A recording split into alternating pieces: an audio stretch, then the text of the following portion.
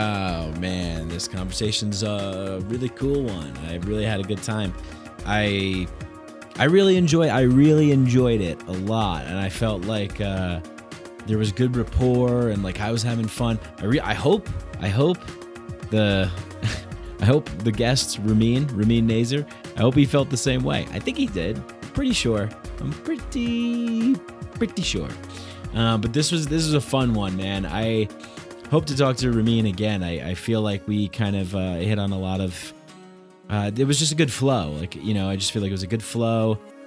We both kind of have a comedic view of the world, and man, his art is so good. I said, please follow him on Instagram. It's just like these little daily nuggets of just hilarious, insightful,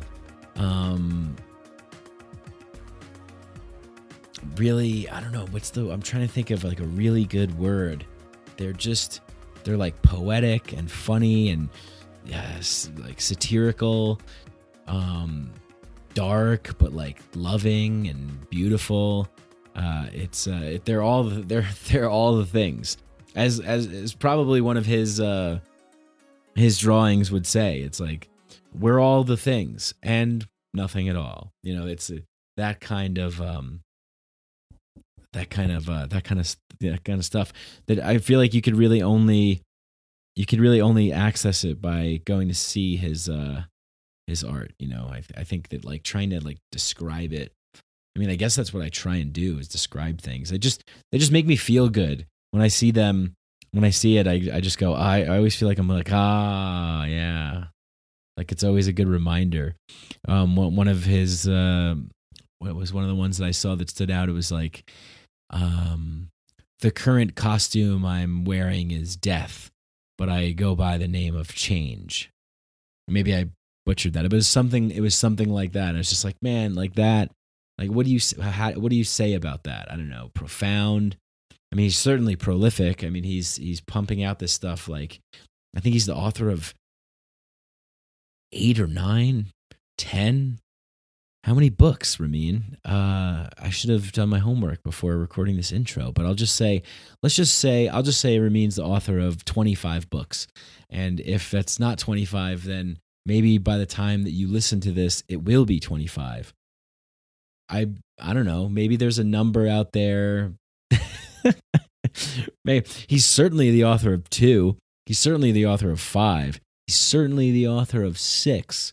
So I'm going to say, yeah, he's the author of 6, between 6 and probably 200 books. Because maybe you're listening to this in the year 2025 and you're like, well, how many books does this guy have? And he's probably, you know, learned how to clone his consciousness to then inject it into a cybernetic living tissue robot future guy who is just like locked in his basement, just like cranking out like crazy amounts of art. And everyone's like, yeah, Ramin. And little they know that he has a clone, a slave consciousness clone robot cyber dude. All right. Anyway, this was a great conversation, man. I think you guys are gonna like it a lot. You know, I guess I don't even know what did we do. What did we even talk about? I guess you'll find out. You'll find out what we talked. We talked about a lot of stuff, a lot of things. But it was very, very cool. So anyway, go check out. Ramin also hosts a podcast called The Rainbow Brain Skull Hour. So go check that out. All the stuff that you need is going to be in the, in that place where I have the links to stuff. What do you call that again? You know, the place, the place I'm talking about, where you're like, you're listening, wherever you're listening to the podcast. I think Apple Podcasts has it in the best format. Those links all there, so you can go RaminNazer.com and check out his art, his books, his gear. He's got shirts. He's got lunch boxes. He's got flamethrowers. He's got Spaceballs, the movie. Spaceballs, the video game. The kids love this one, the flamethrower. So yeah, go check it out. And he also makes music too. Shit, how did I forget that? He's a music maker. He's a maker of music. And yeah, and he said he has albums out, comedy albums. So yeah, the guy is just like, I mean, tremendously prolific, just really talented, creative, and like I said, the Rainbow Brain Skull Hour is his podcast about creativity, motivation, and death. And I like how he you know, that's something that I left out about his art. There's a lot of death and like non-existence. This idea of like duality and unity. So like if I'm looking at some of his stuff, it's like it'll say like it's not happening. It's not happening as fast as you like, but it is happening, and it's like contrasted between this black and white world and a colorful world. There's so many cool things. I'm not doing it justice. I'm not doing it justice. So you just have to go and check it out. RaminNazer.com. Please go and check it out because the guy is really talented. And I think if you like this show, you'll definitely like Ramin's stuff. And then follow him on Instagram. That's where he posts a lot of his stuff. So Ramin Nazer on Instagram. I'll have that in the links as well. Oh yeah, another one I really liked a lot was he had this big drawing of like a brain, right? And it says like, have you tried unplugging it and plugging it back in? Okay, I'm not gonna like do other people's bits, if you will. Just go and go and check his stuff out. I guarantee you're gonna like it. It's great. It's really great. All right, cool. Yeah, I guess that's it. I just really had a fun time on this one. Oh, you should know that the call dropped off a couple times, so we lost some of that stuff. So instead of me like popping in and being like, oh, the call dropped off, like, okay, now we'll return to our regularly scheduled program or whatever, I just put in like some weird noises. So if you hear like weird noises going off, like bing or whatever, that means that the call dropped off. I think it only happened twice. So there'll be 2 times throughout the podcast where you hear like some music or noises, and that just means the call dropped off, and then we're right back in the conversation. And hopefully it connects. It makes sense. I think it does. I think it's fine. I think it's good. There's that. And what else? What else can I say? Oh yeah, we were like throwing around a lot of impressions and back and forth. So I don't know. Sometimes with the remote calls, because this was a remote one, that it'll kind of be a little choppy, but I hope you like it. I hope you enjoy it. I hope you're entertained. How would you know to be entertained if you were never not entertained? I used to do a way better Alan Watts. All right, I'm going to leave it at that. Ramin does some good McKenna's and the like. So yeah, this is a fun one. We had a good time, and I hope that comes through. I hope you guys enjoy it as much as I did. Yeah, like I said, I could talk to this guy for infinity. Maybe we'll do that. Maybe next time we record, we'll just do an infinity podcast. It'll just never end, and we'll just like I'll just keep it on record, and like, but we're we're not gonna be talking the whole time. Sometimes it'll be like I'm going to the grocery store. Sometimes I'll be sleeping. But it'll just be like the never-ending podcast, the never-ending story. How do you know when the story ends if you don't know when it begins? Okay. That's it. Okay, if you love the show, you know what to do. You know what to do when you love things. But in case you don't know what to do, the best way to help is go leave a 5-star rating and review on Apple Podcasts. That helps a lot. Like, share, subscribe, tell people about it. And go to mikebrank.com, BRANC, and I have a Patreon link over there. I have a PayPal one-time donation thing going on, or if you just want to go direct to Patreon, it's patreon.com/MikeBrank, or you could just search Mikeadelic. Every little bit helps. I'm a little tiny, itty-bitty, independent, little podcaster guy, and I need sustenance. Need some fuel to keep this ship moving. So if you can, cool. If you can't, fine. If you don't want to, that's cool. Hey, if you hate me, if you hate the show, if you don't like me, if you are sick of this shit, if you're like, what are you doing? Send me a private message. Send me an email. I'm not going to get offended. I want to know. I like, encourage all feedback, really. I mean, seriously, it's enough with all the positive feedback, guys. Give me some criticism here. I need it. I need it to grow, man. But if you do that, just send me an email, mikeadelicpod@gmail.com. I would love to hear from you. And if you love the show, if you're just like raving about it, you can't get enough, just go to Apple Podcasts, leave a 5-star rating and review. It's pretty cool. It's pretty cool to go on there and see 5 stars, things that people have to say. Really, I just I love it, and it helps get the guests that I want to have on the show, which is blah blah blah blah blah. You guys know all this stuff. All right, let's get into the conversation with awesome, talented, funny, multi-talented Renaissance man, Ramin Nazer. Psychedelics are illegal not because a loving government is concerned that you may jump out of a third-story window. Psychedelics are illegal because they dissolve opinion structures and culturally laid down models of behavior and information processing. They open to us the possibility that everything we know is wrong.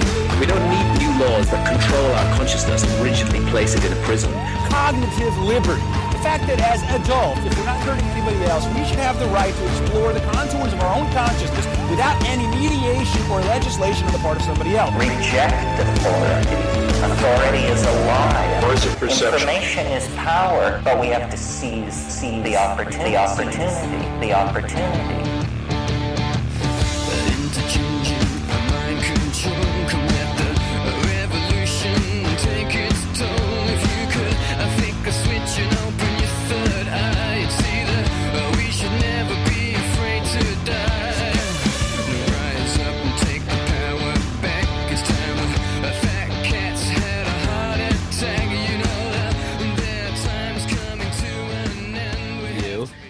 And I follow you on Instagram. I love your art, your work. Thank you.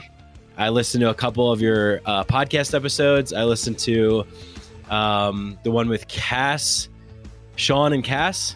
Oh, that was a very out there one. Yeah, and then you were like, oh, go listen to the other one. So I did. And then you were like, who's going to do that? I'm like, I'm going to do that. I'm going to do it. For that you, one's man. Better. I felt like that episode sucked with them. I mean, relatively, it's good because it's them, but I felt like we were just so tired. We had recorded 2 hours with them and then hung out regular style and then recorded mine, and I just felt like gone. I was faking it the whole time, but maybe it's okay. Who knows? Yeah, I kind of felt like that too. I did one like that recently where I recorded a podcast and then I did another one with someone. It was like back to back. And I'm like, oh man, like I feel kind of worn out after that, like 2 hours and then an hour and a half. I'm like, whew, but yeah. And I guess I picked that one because I had Noah Lampert on the show recently, and he was. Let me guess. He talked about the imagination. Yes. And he mentioned Sean and Cass. It's like Sean and Cass, who I love. So I would love for Noah. I mean, I think I joke around with him with this, but I would love for him just for one episode to pretend like there's no imagination and just talk about, I don't know, like sailboats or something. Yeah, I want to hear help it. I want to hear like a dark, like all hope is lost, because you listen to his episodes, he's like, it's all good, it's all fun, everyone's having a good time, everything's working out, guys, we're all good. I'm like, all right, cool. I mean, if you say so, I'm like, you don't believe me? Just try it out. Yeah, it's funny. Actually, tried some of his stuff. Yeah, what, the Neville Goddard stuff? Yeah, it's good if you don't. My thing with all of that is it's good until it's not, and it depends on your brain type, I guess. Like sometimes I'll go through a phase where just McKenna is where it's at. Like I can listen to nonstop McKenna, that gets it going. Ram Dass, it gets it going. Alan Watts gets it going. Like all these different people, but after a little while, it's just like, it's just not working. Like I don't know. It's like you've integrated it, and your brain wants more. I don't know what that thing is. Maybe it's growth, evolution, habituation. I hear you. Yeah, definitely. I feel like I'm on the same page with that, and like just thinking of Watts, like what he would say, and be like something like, "Well, you have to not listen in order to listen to know it's good." Like, you have to take time off from listening to know. How do you know it's a good listen if you don't know it's a bad listen? Yeah, totally. I mean, that's how I feel too. Like But that's interesting. You said it's good until it's not, or it's working until it's not. Is that what you said? Yeah. That sounds like a new drawing. Oh yeah, it could be. Maybe it's the title of this episode. Who knows? Ooh, Like the title of yeah. the episodes have been very much like you can tell, like I mean, like Michael Phillips, why it's more important now than ever to be your own guru. Sophia Rockland, ayahuasca. Noah is the imagination. Neville Goddard, Yeah. Jessa Reed, 5D Ascension. Like we all kind of have our thing, our little pitch. I don't know what mine is. I like to not have one, but sometimes you can't help Yeah. but What do you think yours have is? one. But I don't really. I never wanted to be one of those people that has the thing, and you have to like, this is what I'm about, and Right. yeah, I guess that's not good too far, but I don't know. I just lost momentum there. Maybe that's not part of the episode. Or it is. Maybe it starts off slow. It's one of those slow ones that loses people, but the ones that stay, ooh, they'll like it. Yeah, you never know how it's going to unfold. Yeah. Yeah. So you're a go ahead. No. Yeah, you go ahead. Yeah. Oh, you're a comedian? Do you still do comedy? I don't. I mean, thanks for calling me that. I guess I You took it as a compliment. Oh, I figured it's different nowadays. Everything past like 2017, I don't think it's good to be a comedian. I think everybody is a comedian. And I've had this thought of, I'll never make this happen, but just the idea of some kind of show or movie where, like, much like now, everyone is a comedian. And then so there's a few people that aren't. And then at weddings, it's like weird for the non-comedians. Like everyone's asking them, like, what's that like? Like, what do you do at night? Like, what do you do to not, like, the same questions comedians always get? It's like opposite, but at the wedding, that would be funny. Yeah, tell me something serious. Yeah. Tell me a non-observation. Do you ever, so you just like look at things and you just accept them as they are? That's crazy. Yeah. What's that like? Yeah. Well, I used to do comedy. I mean, I started off, I lived in New York City and I was doing stand-up. I kind of started late, I guess. Like I started when I was 27. And I did it for a little while. I had a lot of fun, like made a lot of good friends. And it was awesome. I mean, it was awesome until it wasn't. Until it wasn't. You got sick like of you it? just said. I don't know, man. Like I was in like a real good position too, you know? Like I was doing club spots and I was like hanging out with a lot of people that are like doing, I mean, big things now and stuff. And at the time too, but I don't know. I got to a point where I kind of felt like kind of numb. I was getting really, like you mentioned, like Ram Dass, McKenna, Watts. Like I would go home and I would listen to hours and hours. I'd put on like the Psychedelic Salon. I'd listen to YouTube videos, go down rabbit holes, experimenting with psychedelics. And I couldn't, my 15-minute set that I was working at the time was like dicks, tits, farts. Like, I don't know. I couldn't get the stuff that I was really super interested in into my act. And because I couldn't do that, like I just decided to buy a one-way ticket to Bangkok and go backpacking through Asia for 4 months. Yeah. And that stuff probably wouldn't be good either way. Like, I don't think anybody has really cracked it. Like, there's people that are okay, but there's not like really good, spiritual, for lack of a better word, stand up. Like you can be funny, like McKenna was funny, Ram Dass was funny, Watts were funny, but they're not, playing the 2-drink minimum clubs, trying to integrate like the present moment. And when I've seen that, which there's a lot of it now, it's just not that, it's not as good as the dicks and tits and pussies and stuff. Like, not that it always has to be raunchy, but you know what I mean? It's they don't belong together. So much of stand-up is like it's a low vibration, and low doesn't mean bad. It's like, you need bass in the mix, you need treble. Like low vibration is deep, like not high vibration. And sometimes people fall into the toxic positivity trap of needing high vibration all the time. But sometimes it's good to have low vibration, like those people you mentioned, like Lorenzo Haggerty, the Psychedelic Salon. I love those podcasts, but I also love Tim Dillon's show and Come Town. Oh my God, yeah. There's Tim Legion Dillon, of Skanks, and those are low vibration. Right, It's not good. Those are my buddies. Problematic. Yeah, I like those things. I like both of them, and you got to mix the sweet and the salty. At least for my personal taste. Some people are fine without it, but I don't know. Sometimes people there's a lot of pressure to be very moral and good, and I think people are avoiding stuff that they might need, like the dark humor, when really it's you could benefit from some balance, I think. Yeah, definitely. Well, and you don't do stand up anymore, or you still do, or you did it for a while? I Yeah. do sets, but very rarely, and it's like I'm letting go of it more and more with time goes on. Like it was never a day where I'm like I quit. I still go to commercial auditions and auditions for pilots, things like that. Occasionally I'll do a spot at the Improv or the Comedy Store, or a random spot here and there, but definitely not enough to even maintain it. I feel like you have to be going up a lot and developing that hour. And I have one album that's on all the streaming things, but I don't really feel a drive to make another one right now. Like it's just not.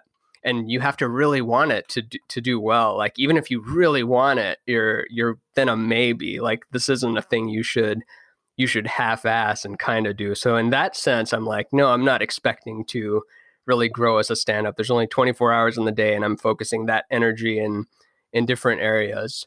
But who knows? Maybe it'll change. It'll always. I never know what I'm going to be like in 5 years. Yeah, well, that's cool. I mean, I feel like you're like in a particular groove right now too. I mean, you draw every day. Mm-hmm. Yeah, and that's kind of like that's filling you up right now. Yeah, and some let's see, there's the podcast, the drawing, the running the business aspect of it, like making sure the orders get fulfilled, that kind of thing, the doing nothing, the playing around in VR. Oh, nice. There's not enough time to go out and do that stuff. And no, and that was that was the conclusion of that statement. No, I mean, it's a great point. I mean, because I think what you said is 100% true. Like when I was in New York, I mean, the guys that I would see, I mean, like Tim, Tim, Mark Normand, Just had Mark on. Oh, you did? Oh, yeah, awesome. Or the episode's not out yet, but he's the next episode in queue. But that's the guy that's doing it for All real. right. He's up, he's up every night and insane. Never seen anyone work as hard. It's crazy. Yeah. Yeah, and he cares about jokes. He's like, I don't care if your dad fucked you and your dog has AIDS and your blah blah blah. Like, yeah, I want to hear your jokes. And he's all about the jokes, which is why Seinfeld has taken a liking to him, because he's so like just good jokes, doing sets that he's not about. Well, he does have somewhat of a social media presence, but it's more out of obligation, because nowadays if you don't, you really can't survive. And the people that say you don't are the old school people that have that base already. The people that when they started a Twitter account, they already had 100K followers or 1 million followers or something. But good luck just trying to be a regular human off the social media grid, trying to have a show business career, I guess, because so much of our time is spent in that digital space. Man, it's so scary because I recently just deleted my Instagram and Facebook off my phone. Actually, this is the third time I've done it in the past month because I feel that I have no control. I feel that I get sucked in and I can't control myself. So I'm like, I need to at least eradicate this for a little bit. But then I'm like, great, I'm not posting, like I'm missing out, all this stuff that you're mentioning, right? It's sort of this necessary component. How do you practice with that? I mean, like in a mindful way, do you feel like you get sucked in? And I can, but luckily I don't have that bug, like, the very addictive bug where you just can't quit. I'm pretty good at catching myself. And even then I get bored of stuff like alcohol, you get bored of it. The social media thing, I realize that I'm scrolling, I get bored of it. And I think a while back, I was never one to really do that, never just posting selfies or a picture of a funny sign you saw, or here's a picture of me at my last show, like worthless content that you're not really providing value to people. And I've always been a doodler and, artist type. I've always loved the arts. So eventually it did click that like, oh, I should just use this as the art gallery. Like that's all this is going to be. I'm not going to really post mundane stuff. I'm going to post stuff that I'm going to post stuff this is my Jordan Peterson. I'm gonna post some stuff that Hey, would.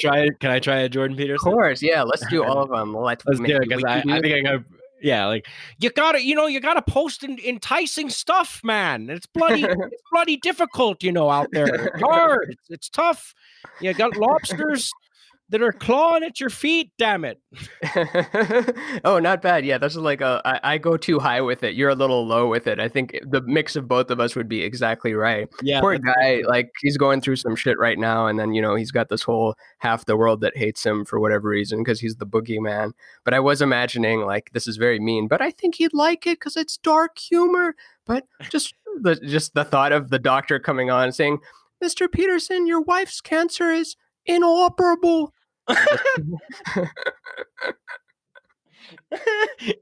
You really hit that inoperable. Yeah.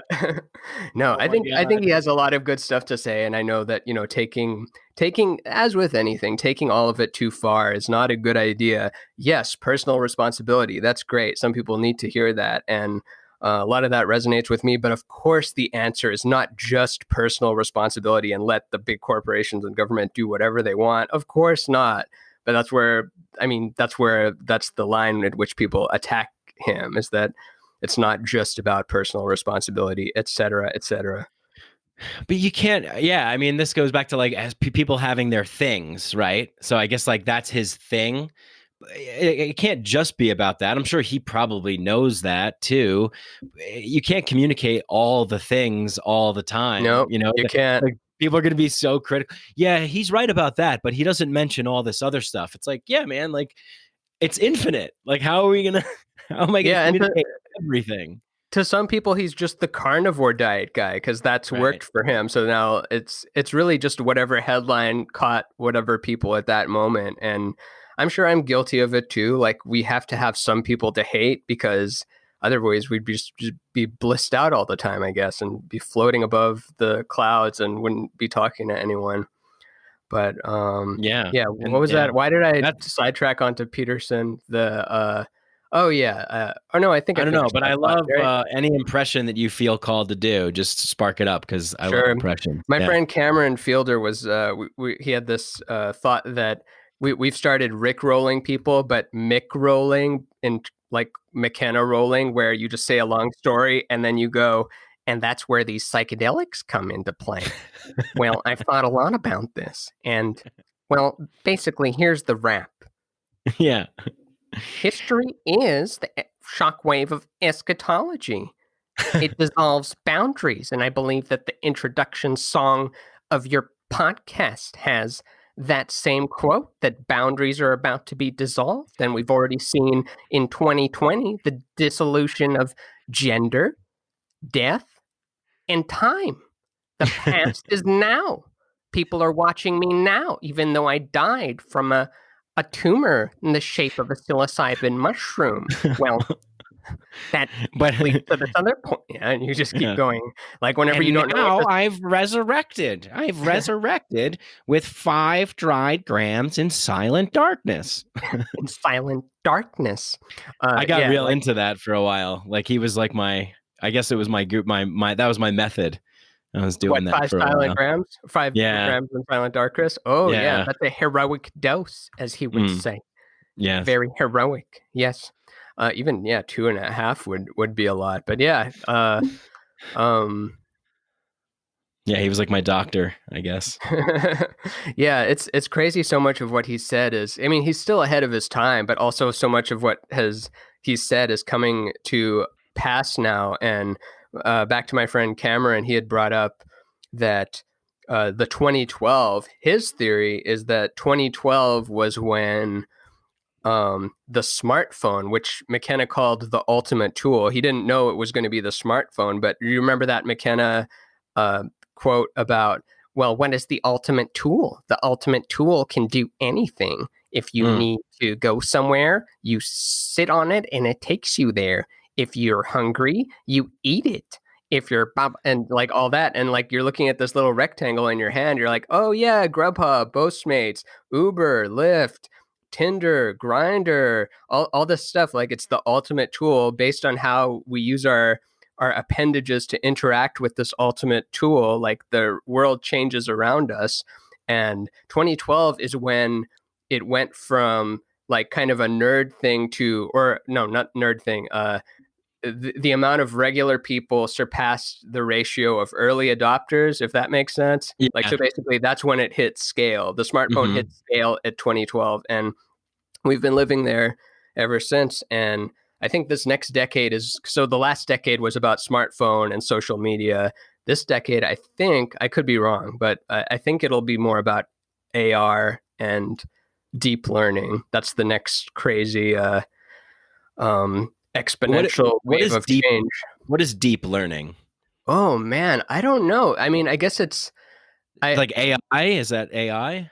Yeah, well, it's basically, so instead of software that just does one thing over and over again, it's software that learns, and we don't even know at the deepest level what it's doing. I don't know if you've listened to the Future Fossils with Michael Garfield, that episode with Kevin Kelly, who talks about well, here's the ramp.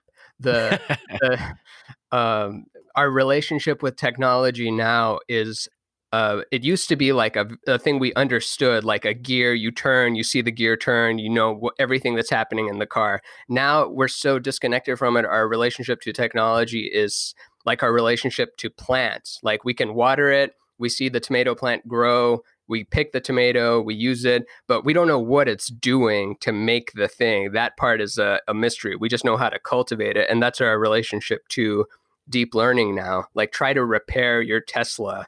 Like, you're not going to get to open up the hood and do that stuff with it. Or even people that use these deep learning libraries, they're not sure what it's doing. They know how to apply it, but they don't know every step of the way. Same with like the hardware. Like, no one human being can manufacture a computer mouse. Like, you need a team of 10 different people of different expertise to wrap your head around it. So I don't know, it's an interesting time. We're like going back to kind of this archaic revival. I guess this will be an all McKenna episode, even though we said we'd do more people. Yeah, no, yeah, totally. It's interesting. So I guess we're right at the the beginning stages of that. And you mentioned AR. AR is augmented reality. Mm-hmm. Then there's also virtual reality, and then you have the two combined, which is like MR, mixed reality. You said you were playing in the virtual space. My roommate got a Oculus Quest. Home, Oculus Quest, and have you tried the hand tracking yet? No, I don't know. I have the little remote things that go around, but yeah. So they just released an update where you don't need the controls anymore. If you put the controls down, it's got cameras that map where your hand is, and it's pretty good right now. Like, it's very trippy. Like, it has that feeling of when you look at your hands on a high dose of mushrooms, where like you're just kind of staring at it and it glows. And to click, you do this. And to like scroll, you do that. And if you want to go home, you hold your palm out and your palm starts to glow, and then you push your thumb in the middle of it. And that's really cool because, I don't know, it's so much more immersive where you get to use your appendages. And this laptop and smartphone business kind of sucks. Like, we're hunched over, we're like using our thumbs, we're living from the neck up. Like, it's going to be nice to move into this world where we get to use our whole body. And it's not even a different world. Like, it's not like we're moving into a new internet, the same way that, when people miss the old internet, that old internet is still there. Like, everything that we posted in 2000 is still there. Like, you can go visit it. So it's all my old MySpace page. Yeah. Yeah. Or actually, aren't those kind of messed up because they got bought by Yahoo and they deleted? Oh, I don't even know. Yeah. But that part's unfortunate. But you can see it in the Wayback Machine. You ever use that? No, I never have. No. You can go visit what a site used to look like in 97. Whoa. Cool. Yeah. Yeah. So maybe we could podcast in VR then. Oh, we already are. I think Duncan Trussell's doing that sometimes. Is he? And yeah. Oh, wow. Yeah, I'm talking to a gingerbread man. Yeah. That's pretty crazy, man, because it like, I don't know. There's these, where do I want to go with this? I guess virtual reality, AR. Yeah, well, I'll just say that's really cool. I'm going to check out that update because now I have an excuse to go check it out. And I guess this goes back to what you said earlier about it's good until it's not anymore, Mm-hmm. or it's useful until it's not anymore. And so I guess I have more addictive tendencies. So when I first saw the Oculus Quest, that's all I wanted to do. I'm like a kid. Like I'm just like I'm in the Oculus every day. I woke up in the morning, it's like Christmas morning. I run down, I'm like Oculus Questing, played every demo game. I was playing Beat Saber, getting the high scores, all this stuff. And then finally it got to a point where I was like, this is like consuming my life. I'm not doing anything else. I got to put this away. But now I'm going to go back and into it. But that also, I'm enabling. yeah, but it also begs the question. I mean, there's some personal responsibility on my part, like I got to take hold of. And it begs the question, like where people go, oh, like we're going to just live in this like virtual space. Everyone's just going to be hooked into machines. No one's going to do anything. People are just going to have sex with virtual robots and all this stuff. Bring Is it. that good? Is it? Yeah. Is it good? Is it not good? Is that the future? Is that not the future? I think it's going to be good, but as with anything, it comes with its own problems, and I feel like it's always a trade-off. Like I was thinking about Blockbuster recently and how we were so happy to watch them go out of business at the time. Like, haha, so long late fees. That's what you get. That's what you get for not listening to Netflix and listening to our convenience. And now it's been a little bit of time, and now we're kind of nostalgic. Like, remember when we got to go to that glowing building and we got to have the ritual of picking up that rectangle, holding it in our hand, looking at the back of it, and choosing that we would watch this movie, and good or bad, like we're taking it home, and that's what we're doing. We're getting those Sour Patch Kids, and now that's gone. And this is not going to end. Like, we're gonna one day long for. Remember when we used to scroll through the selected movies instead of just the AI building it based on our taste and like changing our brain chemistry like in the moment. Like I want to feel drunk right now, and then I'm drunk, and then I don't want to feel drunk anymore. Okay, I sobered up. Oh, I want to be tripping right now. Okay, I'm tripping. Oh, I want to trip more. Okay, I'm not tripping at all. Oh, I want to like that level of control could become its own prison, and you start to see like the whole theory, which I don't even think it's a theory. I think it's pretty much fact that we are these gods that have split off into individuated units of consciousness in order to experience limitation, because the one thing that omniscient, omnipotent, omnipresent beings don't have is limitation. So we're wanting to experience limitation, but we're on our way back now to merging with the whole. As we see with social media, stories, we're looking at the POV of everybody. Like this second I'm in China, now I'm in New York City, I'm walking up to here, I'm so many different places at once. And then we're going to put that on our heads. It's going to be in contacts. It's going to just be neural linked, like based on our brainwave. They'll just be able to forget hardware. They'll just, based on your brainwave signature, like tap into what your account is. No more passwords. Just by being you can tune into your account. And I mean, it is exciting, but then it becomes like you're the warden and the prisoner, I guess. I mean, fuck, man, you're right. I think you're totally right. Like we're heading. Is this what the singularity is? Like, is that the merging? So we're on the way back to oneness. Because I mean, I've had so many experiences where this has just been confirmed. I mean, great people have said it, right? I mean, it's not like, but I am inclined to fully believe it. I feel it when you say it. I feel it. I believe it. This is the great game. This is the great game of experience and sensation, duality, and all of the things that you can experience when you're just this one formless kind of like bright shining star entity, just and then you come in, you incarnate into this realm for a fucking reason, because games are fun because they have limitations, they have borders, they have boundaries. And now all that stuff is dissolving. Like literally everybody is just like peering in on everybody else's world. We see everybody all over.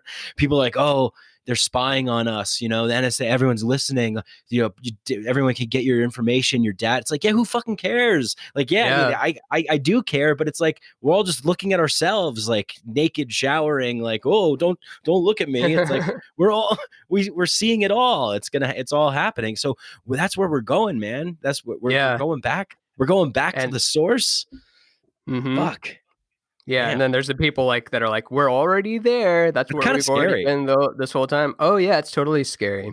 And some people think the singularity means the end, but there is no such thing as the end. Going back to the Alan Watts thing, like awareness cannot be aware of not being awareness. There's always awareness. It's just different. The outside is what's going to be different. How And could you be aware if you weren't unaware of being aware? yeah, he got it. That's why he was boozed up all the time. And he did it. What? Yeah, that's a great point, man. Why was he boozed up? Like I made that point to someone recently. I was like, look, it's crazy. Like him, Cho Young Trungpa Rinpoche, another one. A lot of these great teachers who kind of like get it. I just feel like it's so hard to hold all that, right? Like, I don't know. What's your take on that? Like, why Like was he I think boozed up? because he liked it and it got him going, and he probably realized that everything was a trade-off. I mean, who knows, he could have just had the addict thing, but looking at it now, he would have been dead anyway, even if he had been vegan and ran 8 miles every day and done all that. And I mean, I guess maybe he did meditate, but you know what I mean. If he was 100% clean, he'd still be dead, and we'd just be looking back at him. And it's not like you or I look down on him for being a boozer. Maybe No, if we were no. sitting next to him right now, then maybe he'd get annoying after a minute if he's not listening to us and he smells bad and he's throwing up and bumping into furniture and stuff. But like in retrospect, it's like, no, that's great that he did that. But I'm a fan of people that do it the other way too. Like I loved that. I always bring up Frank Zappa. I love that he didn't like any drugs. He just liked cigarettes and coffee, and he got plenty strange without it. There's this other guy I like a lot, Archon Nair, who I talked to recently. The episode's not up yet. You know him, the I've heard of him. artist? Yeah. Yeah, so he's never done psychedelics before, but his art is so psychedelic. And recently he had an experience where he saw Maharaji from, Ram Dass. He saw Neem Karoli Baba in a vision, and he became part of the whole field of oneness. And he didn't even know who Neem Karoli Baba was. He had to go look, later he saw it, and then he put it together through the Ram Dass thing. So he had Maharaji come to him in a experience before reading about him, knowing about him. And of course the reductionists would say that oh, it slipped in subconsciously, blah blah blah. Whatever, let's not, it's both. That's kind of the beauty of it too, isn't it, that none of the supernatural stuff can ever be proven in 3D. Like you can always have the other side to argue that, oh, it was just your imagination, it was just this. You can't prove extra dimensional reality in a lower dimensional reality. It just, like if you were trying to convince a 2-dimensional being of the 3-dimensional world and you try to draw a cube, it's not going to see a cube. It's going to see 2 squares and some lines connecting it. It'll look like a weird cube, but it can't experience it unless it experiences it. Does that make sense? Sure, it does. Yeah, it does. Oh, yeah. I mean, it does. Yeah, because it's. Well, I mean, yeah. I forgot who I was talking to about this some recently. Like, it's it's hard to communicate something to somebody who doesn't have the capacity to understand like the tonal language that you're even speaking. Like, forget about the words. Like, they don't even know what like noises you're making.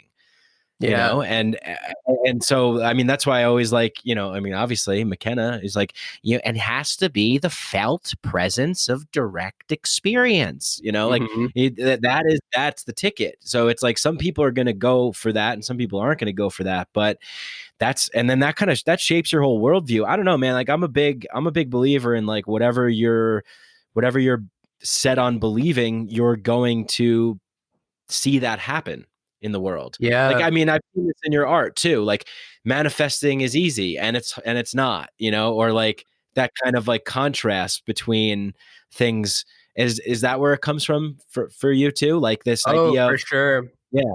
Like that's why, I mean, I love conspiracies, but ultimately I don't ever believe any or disbelieve any of them, because I recognized at some point that it's never ending. Like kind of what Tim Dillon said, where people think it's going to be this series with a finale, but it's not. It's a soap opera. It just goes on forever and ever until you grow out of it and some characters die and new ones are introduced, but it's a never ending soap opera. Yeah. But with conspiracy, aliens, anything like that, like I always or not always thought, but eventually it occurred to me that if I'm set on proving they don't exist, I will eventually end up there. And if I'm set on proving they do exist, I will also end up there. And ultimately, I was just me experiencing all this, and I'm only aware of this moment, then this one, then this one. And so I'll never actually have anything, and I'll just kind of be convincing myself of one concrete reality, which all the realities are, not just the one that I go down the path of. So that's the conspiracy in and of itself, is that whatever you choose to whatever you kind of focus your attention on and choose to kind of be interested in and start to accept and believe, then things sort of conspire to make that Jello mold harden a little bit more, Yeah, and it's so tough to talk about because people always think you're talking about The Secret, which The Secret is true, and Abraham Hicks' law of attraction is true, and it's also not. It's like it's so tough to tell how because thoughts do control reality, because otherwise how would your body work? Like thoughts are making this like when you're holding out your hand and you're deciding when to make a fist with it, like that spark is what does it. You have that free will to make it transpire, and is that the right word, in that moment.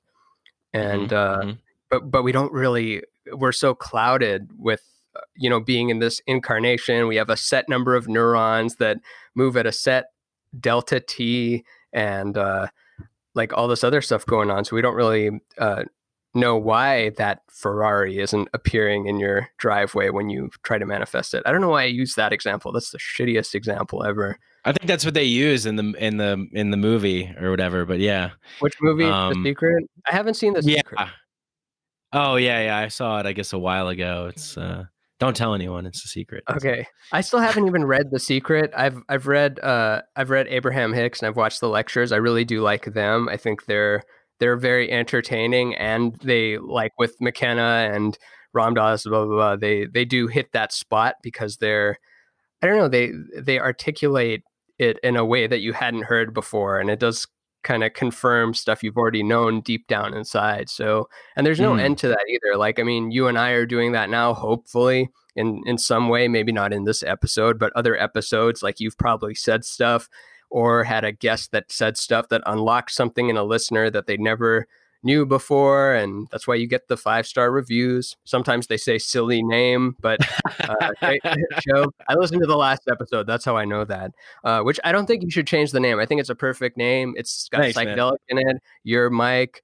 Like what else would you call it? Like, I know, dude. I tried like so many times. I was like, what about if it's like the expanding field of the consciousness, infinite galactic journey? Like, it's too pretend, So yeah, Mykedelic's fine. I'll keep it with that.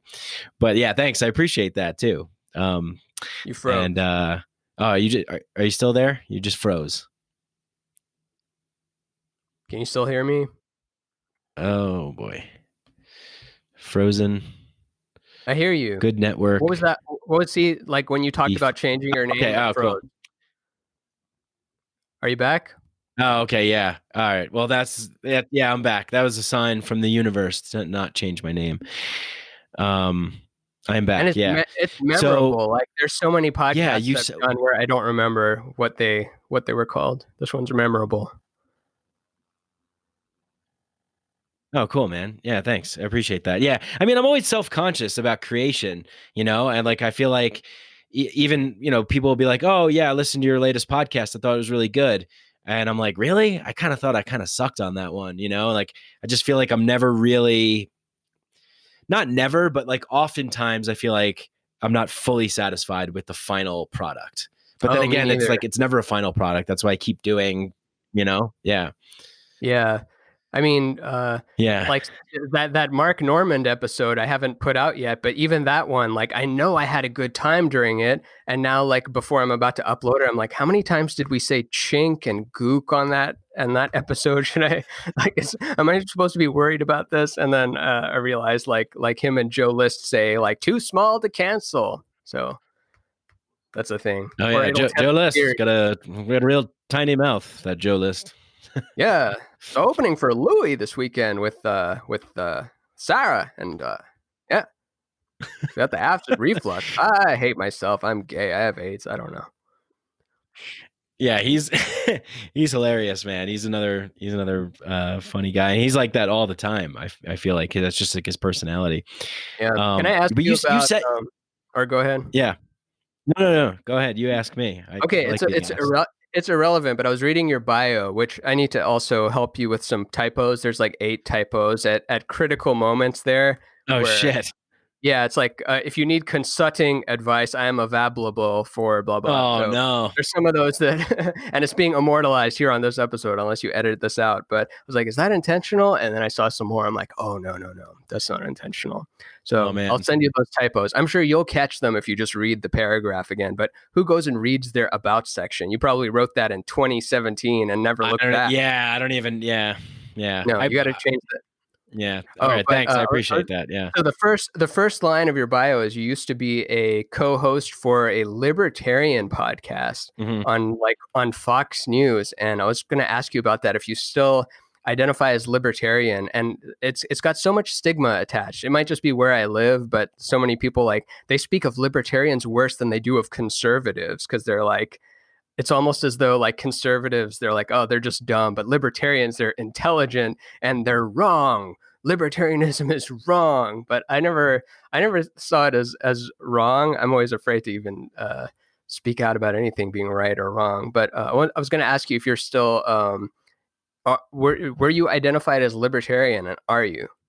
Yeah, I mean, I used to be. So I was doing a podcast with comedian Dave Smith, who is part of the Legion of Skanks, and we did his show, Part of the Problem. I was a co-host for that, and yeah, I mean, I left it. I left, I think, shortly after Trump won in 2016. I was just so sick of politics and just sick of the libertarian. Like every camp you get sucked into this like bubble, you know, and like I don't know, you know, I don't want to be defined by one identity or one thing, and not even just that, but like all of a sudden now, you know, I'm getting invited to do like libertarian things and speak at this thing and talk about liberty and this stuff, and it's just like it's kind of like its own prison. And it's its own world, and a lot of like people just doing their own things, and just like anything. I mean, even like the psychedelic community or whatever that is, you know, whatever that even is.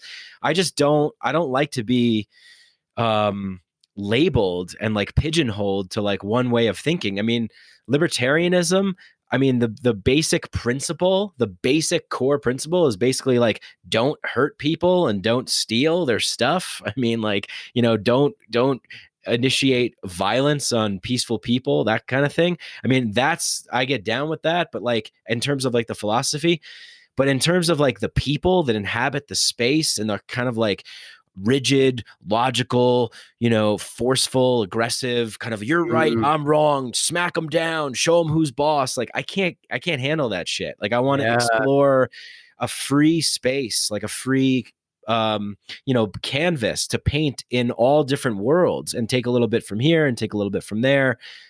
You know, I felt very like bogged down, and yeah, man, it's draining. That's awesome. Yeah, I figured that was the case because it was like a while back, and I felt like the two would conflict. If you have a podcast called Mycadelic, which is about, you know, encompassing everything, and then it's like, but here's the little camp I belong into.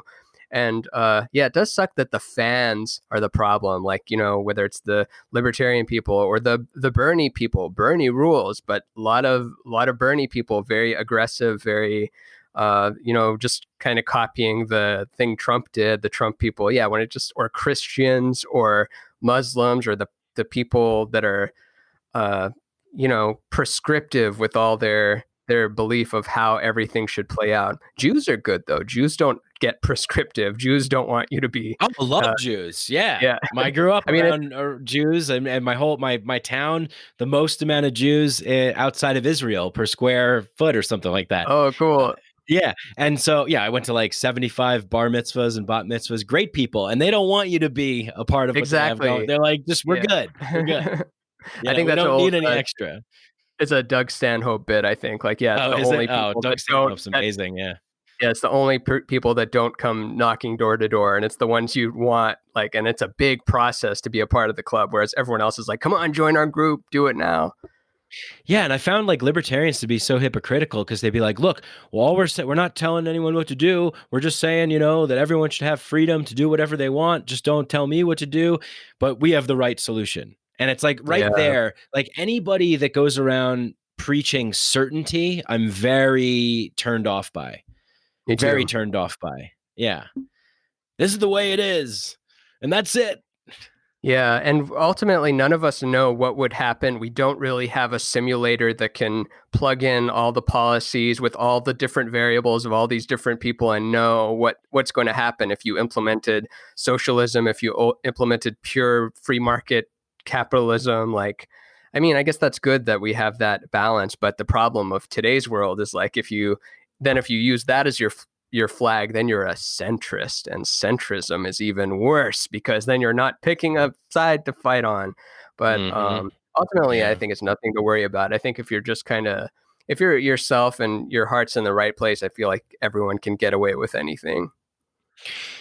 Yeah. That's what it's all about, getting away with stuff. Yeah. Just getting away with things. Yeah.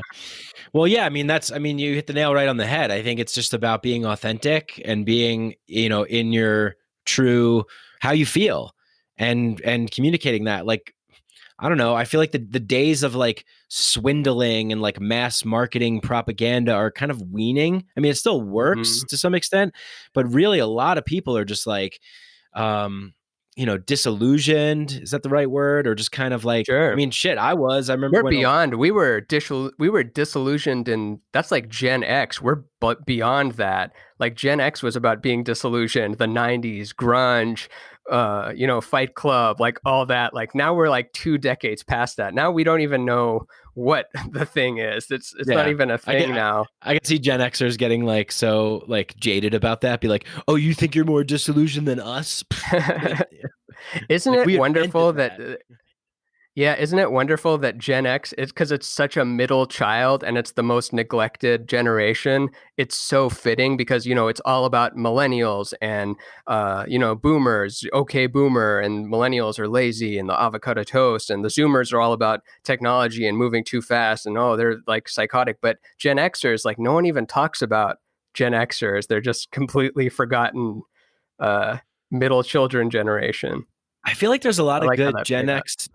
Gen Xer thinkers like that are maybe a little under the radar, but like I've been paying attention to, who I think are really hitting the nail on the head with a lot of things like Charles Eisenstein. I don't know if you're familiar with him, Oh, you but had him on, right? yeah, I had him on. He's Which just, episode? Or pretty uh, recently? yeah, like maybe 10 episodes ago or something like that.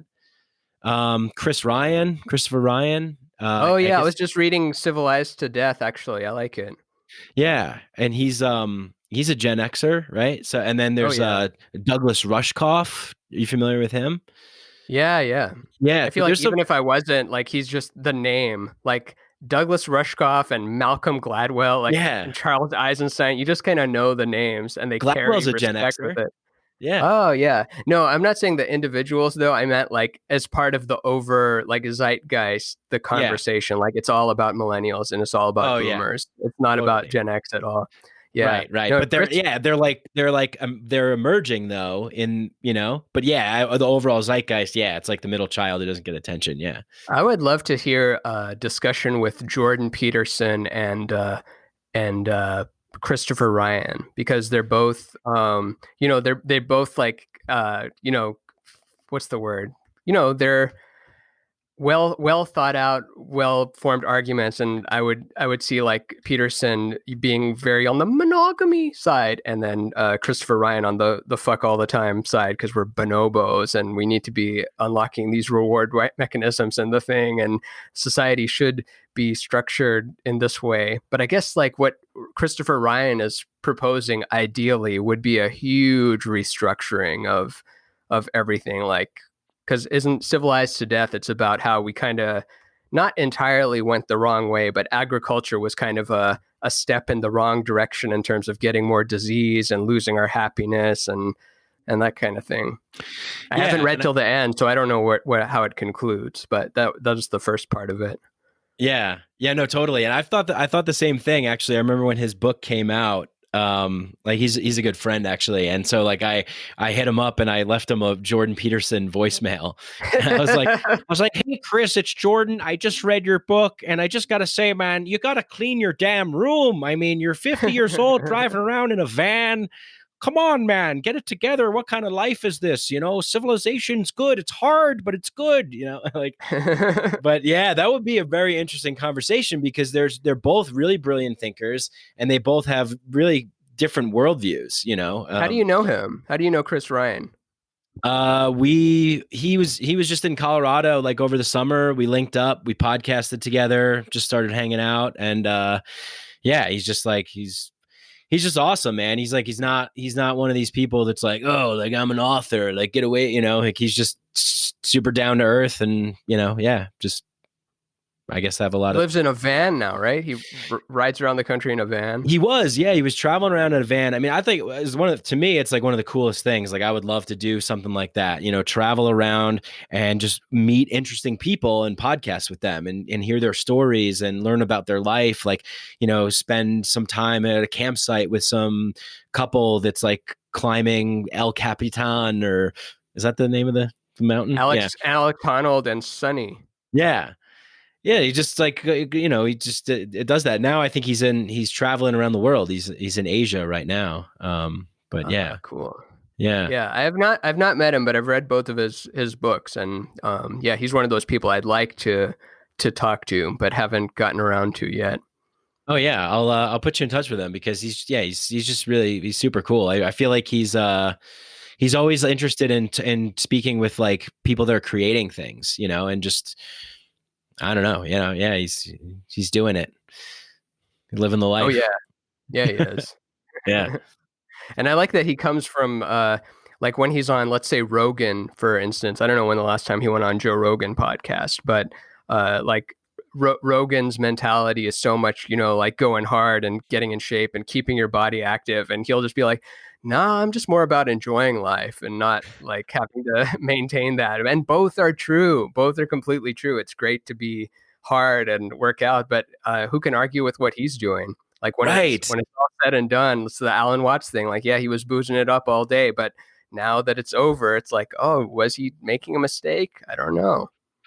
I wonder if you feel this as a creative person. You know, I kind of oftentimes, you know, have you read Stephen Pressfield's book, The War of Art, by any chance? Yeah, I've read like all of his books, and I recommend specifically that one to like everybody. So yeah, he talks about like the resistance, you know, like that resistance and stuff. And so there's like these competing you know, these competing thoughts of like, man, there's this resistance and you got to kind of push through. And then there's sort of that like the Roganism kind of way of like hustling and, you know, conquering your inner bitch and like fighting hard. And then there's this appealing other approach of like, no, like it should be easy and like we should have more free time and we should be able to flow and relax. And like, you know, so it's, I don't know. And sometimes I find myself like, I'm like, man, I should be doing this. I should be doing that, but I'm not doing it. I want to do this, but I'm not doing that. Does that happen for you? Like, do you feel like every single moment of every day? Yeah, I've got, and I know it's all just a drama in my head. And I know that it speaks to like, so much of it is probably ingrained from childhood and who knows, maybe past lives, if you want to get even more resistance. So yeah, you were saying, the resistance and every day and.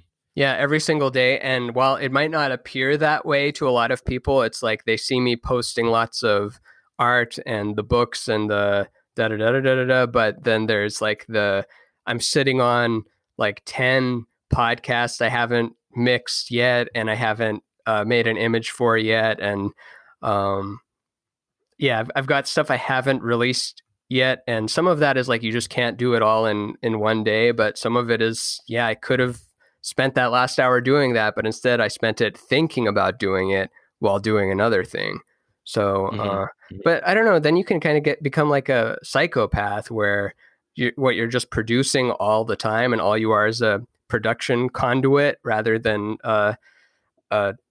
like Alex Gray talks about it, how like artists hate dogma. So once you get your routine down, which is really good, then that becomes a prison. It's like, I don't want to wake up and do yoga and meditate and work out and eat healthy today, but I know I'll feel better, but I don't want to today. So yeah, it's that little what is it? The irreducible rascality of human being, something about the inescapable rascality. That's another Alan Watts one. Like you can't defeat the shadow self, but that makes it have momentum, I think. And ultimately, like if I had just released one thing or I released a million billion things, I really do think we just have one vibe. All of us, like we're just one vibe the whole time. And if you did that, then you did enough to have shown up once. It's really more about you. And all of this is sandcastles anyway.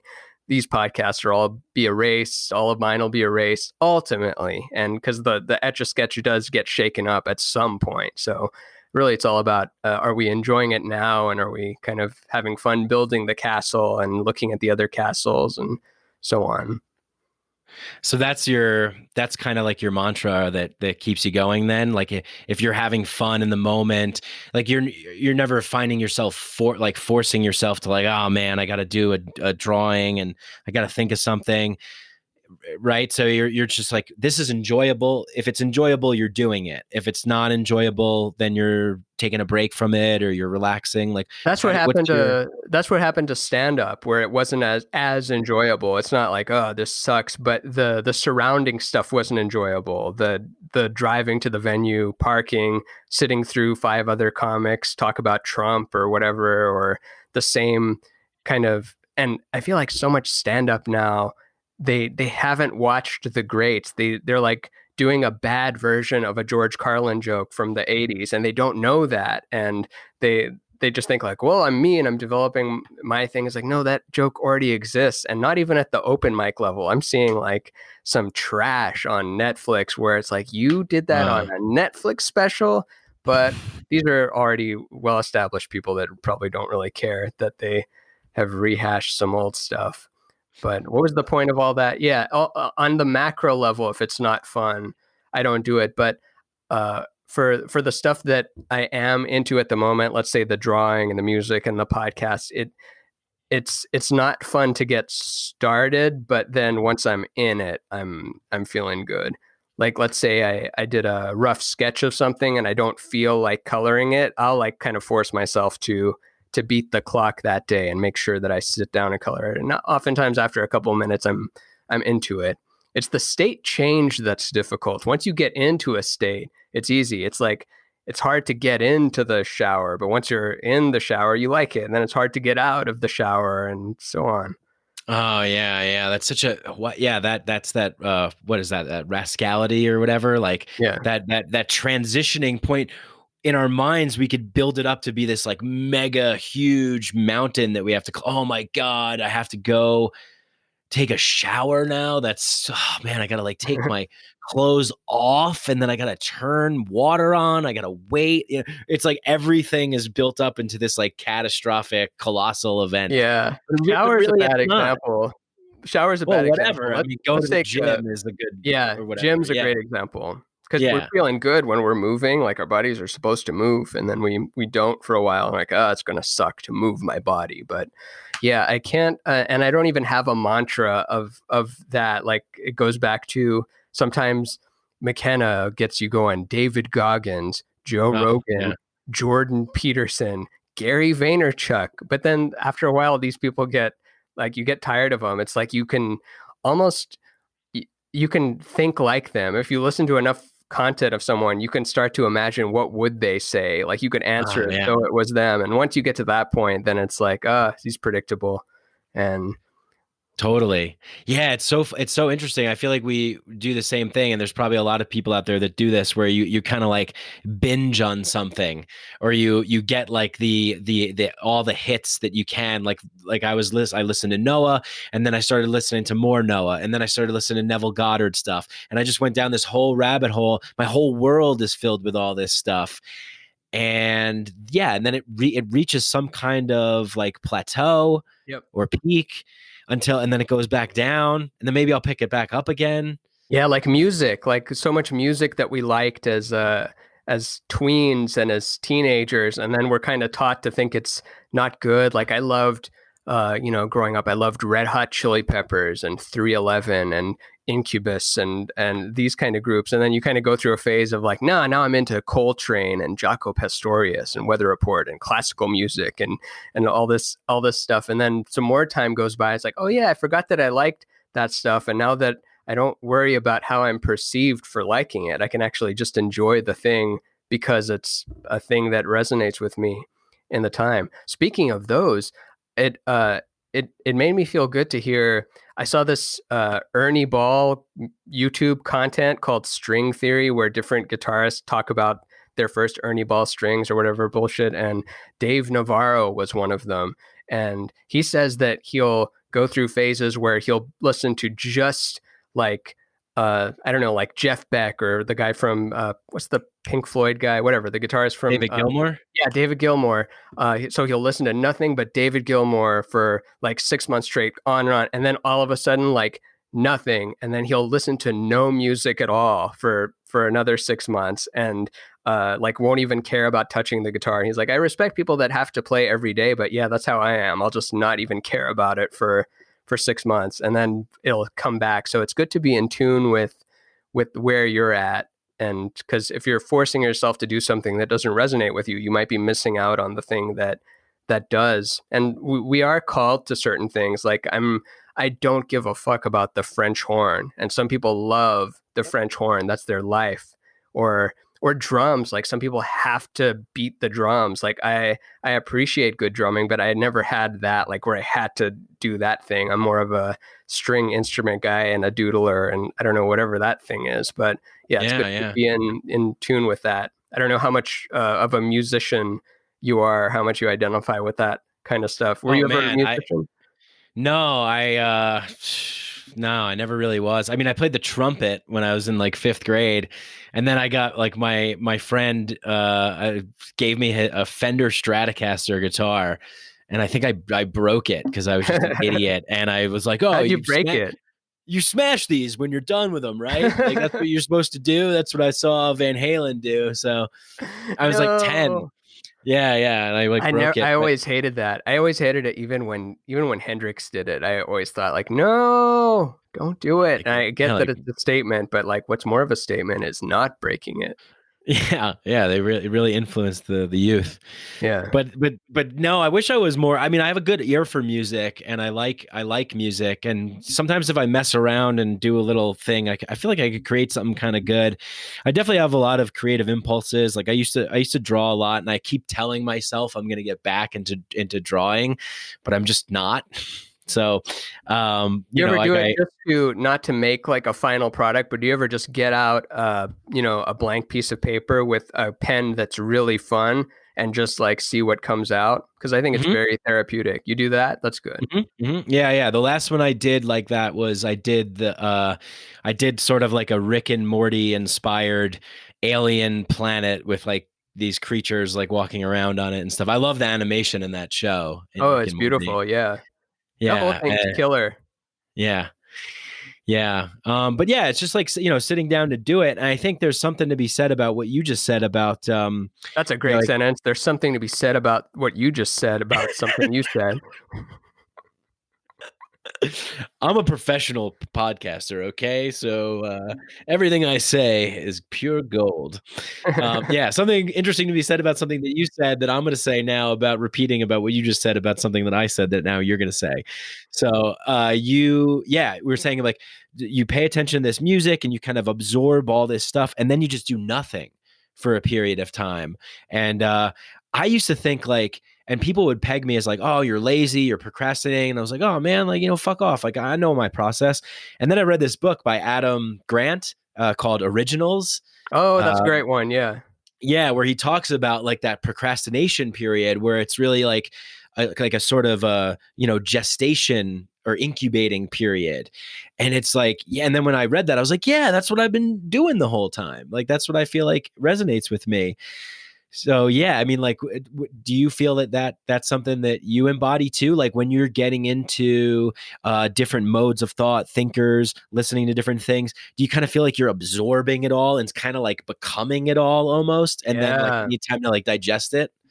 Yeah, and I think it goes back to that limitation thing. If we had all that in us already, there's nothing to do. So we're like these come in as relatively blank slates with a certain physiology, a certain upbringing, a certain whatever past life thing, and then we're missing some of those key pieces, and then it hits you, and you know when it hits you, and sometimes it hits lots of people, which is why. Um, you know, Stephen Pressfield resonates with a lot of people, or why, why am I forgetting? We just talked. Jordan Peterson resonates with people and the people that it doesn't resonate with. That's why they hate him, because it sounds like he's trying to rally people to be hateful or something. But yeah, but music is deeper than that, even, because it's so ineffable. Like, you just know that you like it. You don't know why you like it. You don't understand the theory of it. Sometimes the theory of it isn't that complicated. Sometimes the theory is complicated and doesn't resonate with you. Sometimes it's even a group you love and one of their pieces doesn't work on you. So it's like we have these little doors that are meant to be unlocked in our inner being, and we get to unlock more of them. And once you've unlocked it and played in those rooms long enough, then it's like, is there any more rooms? Is this it? Oh, man, I'm home alone here with just Gary Vaynerchuk and Joe Rogan. This kind of sucks. They're telling me to do a lot. I don't want to do a lot. Oh, who's this guy? Chris Ryan? He doesn't tell me to do a lot? This guy rules. Let's hang out with this guy in this room for a little bit. Beat bonobos for a minute. It's all like infinite rooms. Infinite rooms. Actually, it's funny because I'm now remembering a trip that I had that is very similar to your like color palettes that you use in your and almost in that kind of character style. I was in Woodstock, New York, on LSD, and then I ate an edible, and I think the Flintstones movie was on, and I was like sinking into the bed, and I remember going into this black void space. And it was so awesome. And it was very much in this, and it was before I seen any of your art, but it's very much now reminding me of what your art looks like. And it was all these people and they were like waving, and they're waving. And there's all these like colors, these wiggly colors coming out, all different colors.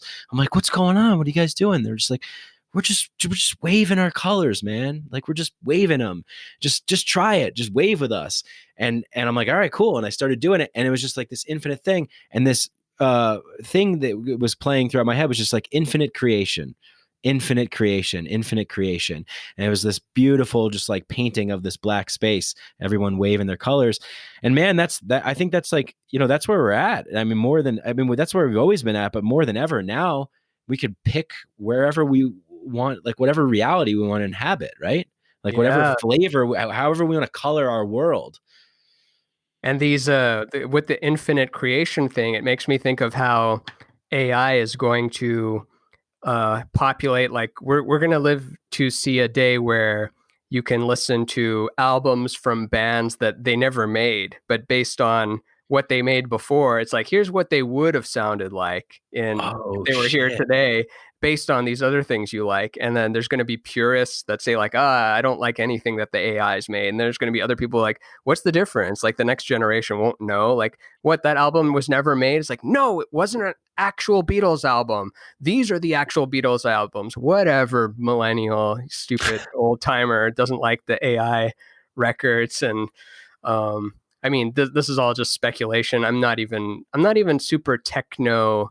I find myself defending technology and the future and stuff just because the negative is so everywhere. Everyone is always talking about how social media bad, technology bad, blah, blah, blah, bad, but it's there's good to be had in it. And of course, maybe it'll never replicate the true soul. A machine can't do that, but like they said that about virtual instruments, but Prince made the drum machine funky. And the horn synthesizers are starting to sound really good. Before, horns on a synthesizer sounded like shit. Now, like, you can get really good music from digital thing, because it just is a waveform at the end of the day. It's how you're using it to to express yourself. It's not really whether it's made of silicon or zeros and ones or a piece of metal that you blow into. It's all just whether you used it to express yourself.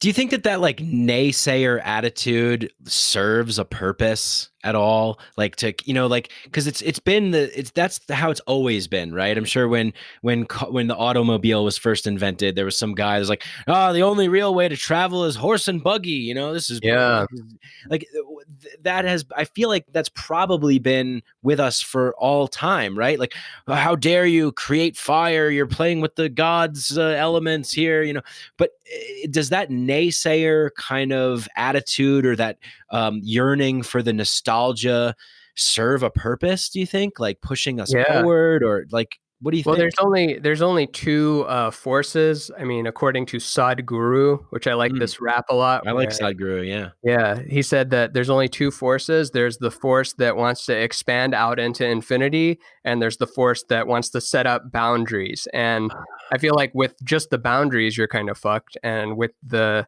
force that just wants to expand out to infinity, that's kind of the same almost. You need I mean, it's so cliche to call it the yin and the yang, but it really is the zero and the one, the dark and the light, the boundary and the expand out. And you could consider the role of the boundary setter to be the nostalgia person, the no more technological advances. Let's put a boundary on it now. Let's be Amish up until 2012. Let's not live in our phones, virtual reality. This is too much. Some people would say 95. Some people want to live in the 60s. Some people, actual Amish want to live at the 1900s or something like that. I'm not familiar with where they cut off, but we're all Amish to a certain degree.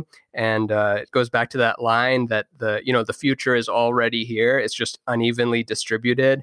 Like, I don't have the best computer. I have the same computer I had from 2015. There's way better computers now, but I'm using this one. And to me, it's like, this is the cutting edge, my computer, and the VR helmet and all this stuff. There's like so much more advanced stuff. And that's like just even what's available to the public. Like, who knows what the government has right now? We don't even get to see, or what Elon is playing with Neuralink. So we're all Amish compared to Elon right now. Man. But that is where we're saying, okay, boundary. And then the Elon is the, expand out to infinity, next level. And they're at forever war with each other. And that's what creates the friction that makes the whole thing grow, the friction of building the muscle. Yeah, what muscle is that though? Like, because why can't we all be Elon? Like, I could see people saying like, like we should all be infinitely growing. Like, who wants some, grouchy, crotchety person that's like, oh no, stop, don't go that far, stay here. Like, I still have a hard time kind of understanding what purpose it serves, but does it inspire the infinite creators to go, well, I'll show you, or the chip on the shoulder's real. Maybe it's not just that, but I know that it does, like, conflict is what makes the thing grow. And I'm having trouble articulating why that is right now. I mean, we all know it to a certain degree. Like, like so many of us, we probably wouldn't have developed the personalities we have if we weren't met with resistance in school. If everything we did was good and people loved everything we did, we'd kind of suck. We would just like make whatever noise. We'd be out of shape. We wouldn't share our toys. We'd steal stuff. We'd smell bad. Like, it'd probably be like, I put on deodorant. Make whatever noise. Yeah. Do you remember when you? Yeah. Do you remember when you first put on deodorant? Like, I didn't do it because I smelled bad. I did it because I was told I smelled bad. Like, one of my brother's older friends, like, you stink. Yeah. And I was like, that was the day. Like, that's when you go from being a kid that doesn't need a stick of deodorant to being an adult that, I should probably take care of this stuff more. And, you grow a little bit of a mustache there where you can't grow a full beard. You're not ready to shave it. You're told. And I mean, these are kind of weird examples of like, shame-based examples, but you have to be told where you're going too far, and you also have to be told that you're not going far enough. Yeah, what is that called again? It's like the something window. I forget. There's some kind of name for it where it's like we sort of need those extremes. So we Yeah. know where like the center is, or so we know where like where to bring balance to. Oh, maybe they like. Do you know Seth Godin? The Overton window. That's the Yeah. one. Do you listen to Yeah. Seth Godin's I, Akimbo? I don't listen to that, but I think I've listened to an episode or two. I've read his book, and yeah, he's interesting cat. Yeah, I love Seth. This. He talks about that. Yeah. I think it was a one episode. I don't know. I listen to so many podcasts. I don't know which episode of what. It all blurs together in the same soup.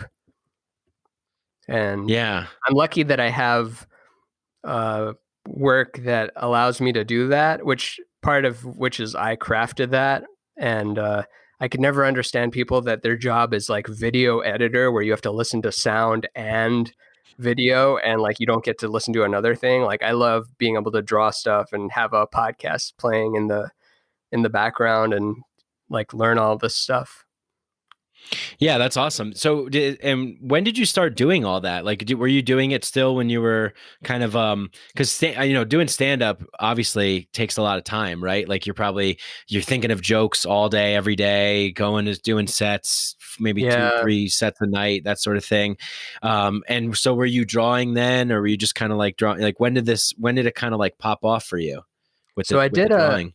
I used to do a comic strip for my college newspaper in Texas called the Daily Texan. That's the newspaper name. The strip was called Strippy, and I did that every weekday, and I got like $10 per strip. And I remember I loved that it was like I could draw a $10 bill. I'm like, this took me less time than if I were to draw an actual $10 bill. So this is great from the money side of it. But I also like the expression, and I feel like we all have ideas, and the more you have, the more you're doing that type of idea, you start to think in terms of that. Like when you were doing stand up, you probably started to think in terms of bits more, like just bits would come up and you're like, oh, I got to write that down before I forget. And then you stop for a while, and then you're not thinking of bits anymore. It doesn't work like that. Maybe you're thinking of more epiphanies or I don't know, whatever else you're into. And the drawing thing, while I was doing stand up, I drew very little other than when I started to headline. I would start to like make posters for myself, especially locally, because I wanted to have that be the thing that put up. So I started to develop the drawing chops more. Then as I was I had an album out, and I wanted to sell something that wasn't just an album, because CDs were going away. This was 2012. So yeah, people were already done with CDs. I could still sell them, but it was more of like, yeah, we'll do it to support you, and then we'll listen to it on the internet. And so I'd always had this idea for the After You Die book. Not always. I'd had it for maybe like maybe 5-10 years prior to that. Not fully formed, but I'm like, what if I made that into a comic book using the illustration style I have, and then I can sell that on the road too, and then I'll have this other supplemental thing, not just shirts or something that you sell on the road. Interestingly enough, I did get back into shirts later on. Well, people love shirts, yeah. Yeah, I love shirts too. And they so the book I'm wearing kind of one right now. Oh, cool. Me too. Yeah. Yeah, nice. the book led to another book, led to another one, and then as more time went on, I started to think more in terms of drawing stuff than bits, as it was just a more full expression for me, because stand-up bits are, you have to try them so much, and you don't know if they're always going to work, and it's very non-economical. Like to get a full hour that's even half decent takes a year, 2 years nonstop grinding, and even then it's like I'll watch stand-up specials now, and they're like, by the time they're done, it's like that's it, that's the whole thing, that's your hour. Oh, I guess that was an hour, huh? I'm not going to listen to it again because I know the bits, the surprise is gone. It just seemed like, oh, is that really what I want to do? Especially having done the other one, and it scratched that itch. I'd been on television. I did the Montreal Just for Laughs thing. Like I'd kind of checked off all those little goals I had, and the love for it had dissipated a little bit. And I was fighting with it a lot. I feel like I already said this in this episode, but yeah, you kind of fight to hang on to your old version of you, like the Ram Dass thing where he had to let go of himself as a cellist, as a pilot, as a professor, and now finally he's let go of Richard Alpert. He's not even Richard Alpert anymore. He's just the Hanuman Neem Karoli Baba spiritual thing floating around. We're in 2020. That's crazy. Like he's got an end date. When you see his name now, it says 1948 to 2019, and you're like, wow, 2019 is gone. 2015 sounds like it's the future. We're in 2020. That's beyond. I mean, Prince wrote that song 1999 in the 80s, and like that was seen as like, oh crap, the millennium. That's so crazy. It's gonna happen one day, the year 2000. Now we're 20 years after the year 2000. Yeah, it's pretty trippy because Ram Dass, it's interesting because I didn't really pay too much attention to Ram Dass currently, like who he was in his current form in his later years. I watched a lot of and listened to a lot of his old stuff. So in a sense, it's not like he was already dead, but he was already living on immortally from those. You know what I mean? Does that make sense? Like he was already immortalized. Totally. Yeah. And he will be continued to be. Yeah. I'd say I stopped like, especially compared to his talks in the 60s, 70s, even 80s and 90s when he was like talking more about aging and stuff like that. And even post stroke, that was interesting. But yeah, to listen to him within the last 5 years, it was, if you're familiar with his talks already, he was just repeating stuff and slower because he's in his 90s and had a stroke. Like there's not new content coming out of that body anymore. The vibe was there though. People that visited him said that he really did have that that energy was clearly there. Like there was something you could feel palpably when you were next to him. Doesn't carry on in photographs, but I thought that was interesting. So now that's even gone. Yeah, and I just think that like there's something to be said about the in person for sure, but there's also, I mean, it's amazing how the access to all the people that we've mentioned, and I guess I would consider them to be, they're like our teachers, McKenna, Watts, Ram Dass. Like, how did we find these people? I mean, like they're immortalized forever in infinity on the internet and available in a multitude of different platforms. It's like their spirits living on digitally, Yeah. It's pretty cool. And you can tap into them anywhere you are when you have the device. And soon we won't even need maybe not soon, but relatively soon, we won't need a device to tune into them. And I think about channelers a lot. I'm not a channeler, I don't think, but as more time has gone on, it just seems more real. Whereas before it was so easy to dismiss channelers. Now, when you look on YouTube and you meet them and you realize they're not hucksters and these are people, they're doing something. They are tapping into some kind of thing. Call it your subconscious or the larger consciousness system data stream of past individuated units of consciousness, or whether they're spirits and you can tune into them. Like they're doing something. They're not just making it up. And as we get there with technology, is that line going to blur? Is like the people that can channel them and the people that just play their YouTube AI is like the same kind of thing? I don't know. I'm all into the boundary dissolutions. Yeah, boundary. I'm coming into your neural link right now to be you. Yep. Yeah. Do you definitely channel, man? Like I feel like when you're sitting down and you're putting something together, and you're thinking of, I don't know what your process is, but you could explain a little bit, but you're thinking of like the thing and it's coming out of you. You're in that state of flow, right? You experience sure. Creative flow energy. I'll say that is, I could say that it's a form of channel. But I was speaking like, you're like, okay, what does Freddie Mercury say right now? I'm like, I don't know what Freddie Mercury says. I don't know how to do that thing. Freddie Mercury says he wants to stick his dick in your ass. He wants to stick his dick in your Paul Selleck. I've got yeah. Got his Book of Freedom right here. Oh, cool. Yeah. I have the Book of Truth. Yeah. I thought of getting all of them, but you get one and you're like, oh, yeah, I get it. I don't need to read 8 books of this.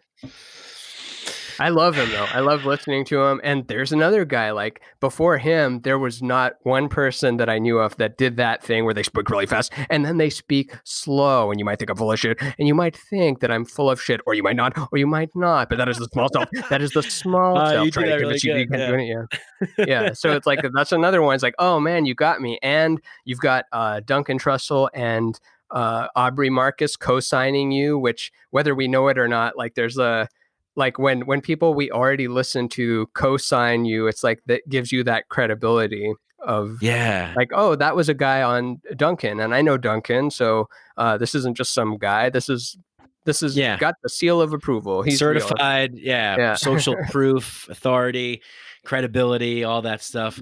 Yeah, that just reminded me, like you just said, like, oh, you got me and you got him too. And it's like, that's you brought up something before about like, yeah, I like Abraham Hicks and I like this person.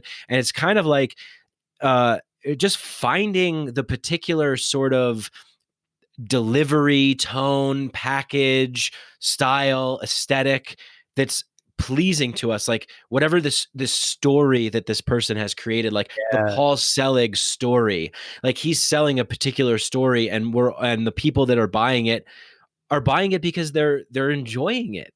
They're enjoying that story. To some people, nice.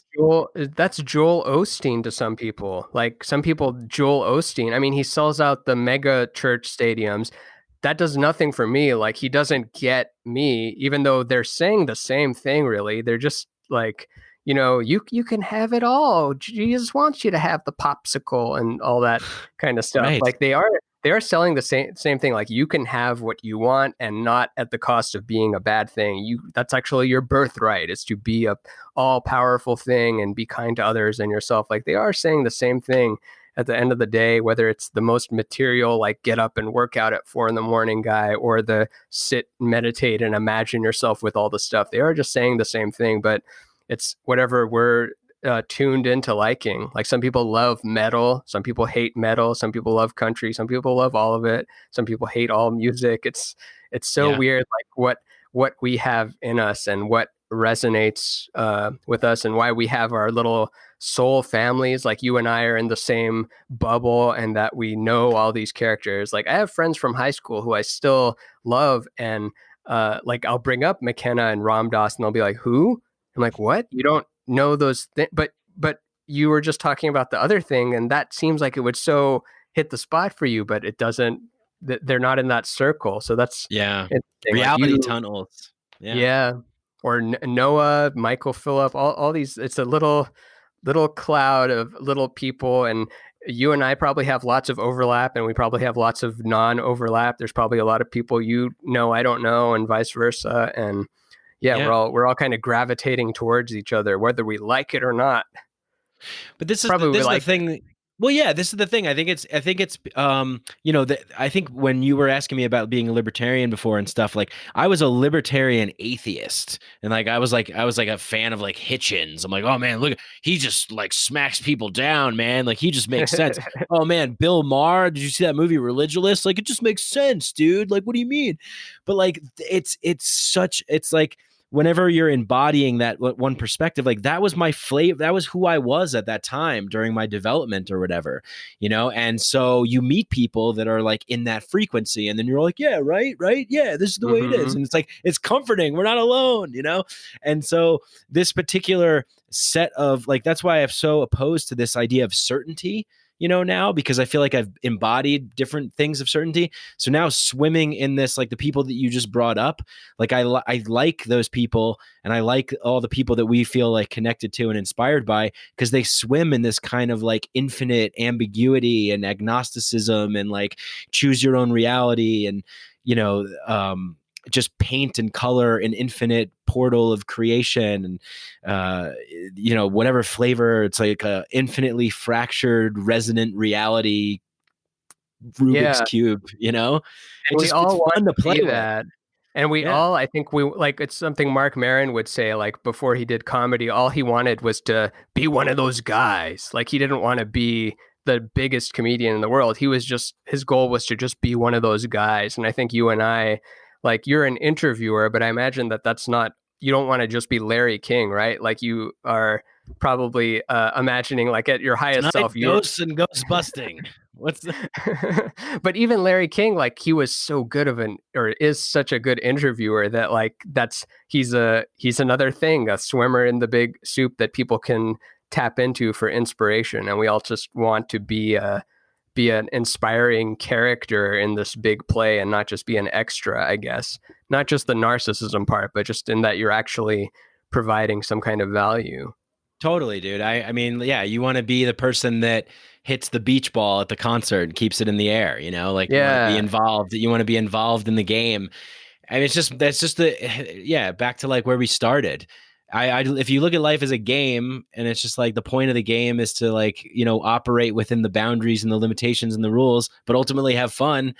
That seems like what it's all about, you know? Do you ever get depressed? Do you ever like fall into despair? Really? Every day. Yeah. Really? Every day? Really? Oh, of course. I mean, it's never completely happy maybe not. No, I would say like every day there's at least a little pocket of it. I'm not someone who's attempted suicide or even done the planning thing, but I am the type of person that anytime I've seen someone commits, or, you know, I haven't walked in on a suicide before, but I've known people that have killed themselves. But anytime I hear about it, there's the people that are like, what? But how could why would someone, and they do that? And then there's the other people that are like, oh, that's great that they made it this long. And I think some of it's just a brain chemistry thing. Like it's just, there's moments where nothing sounds good. Like no type of food or stimulus or sitting still or anything sounds good. And also there's the narrative part where everything I've ever made is stupid. It's a like third grader that made it. It's cheesy, not good. I suck. I'm going to only get worse. The feeling isn't there.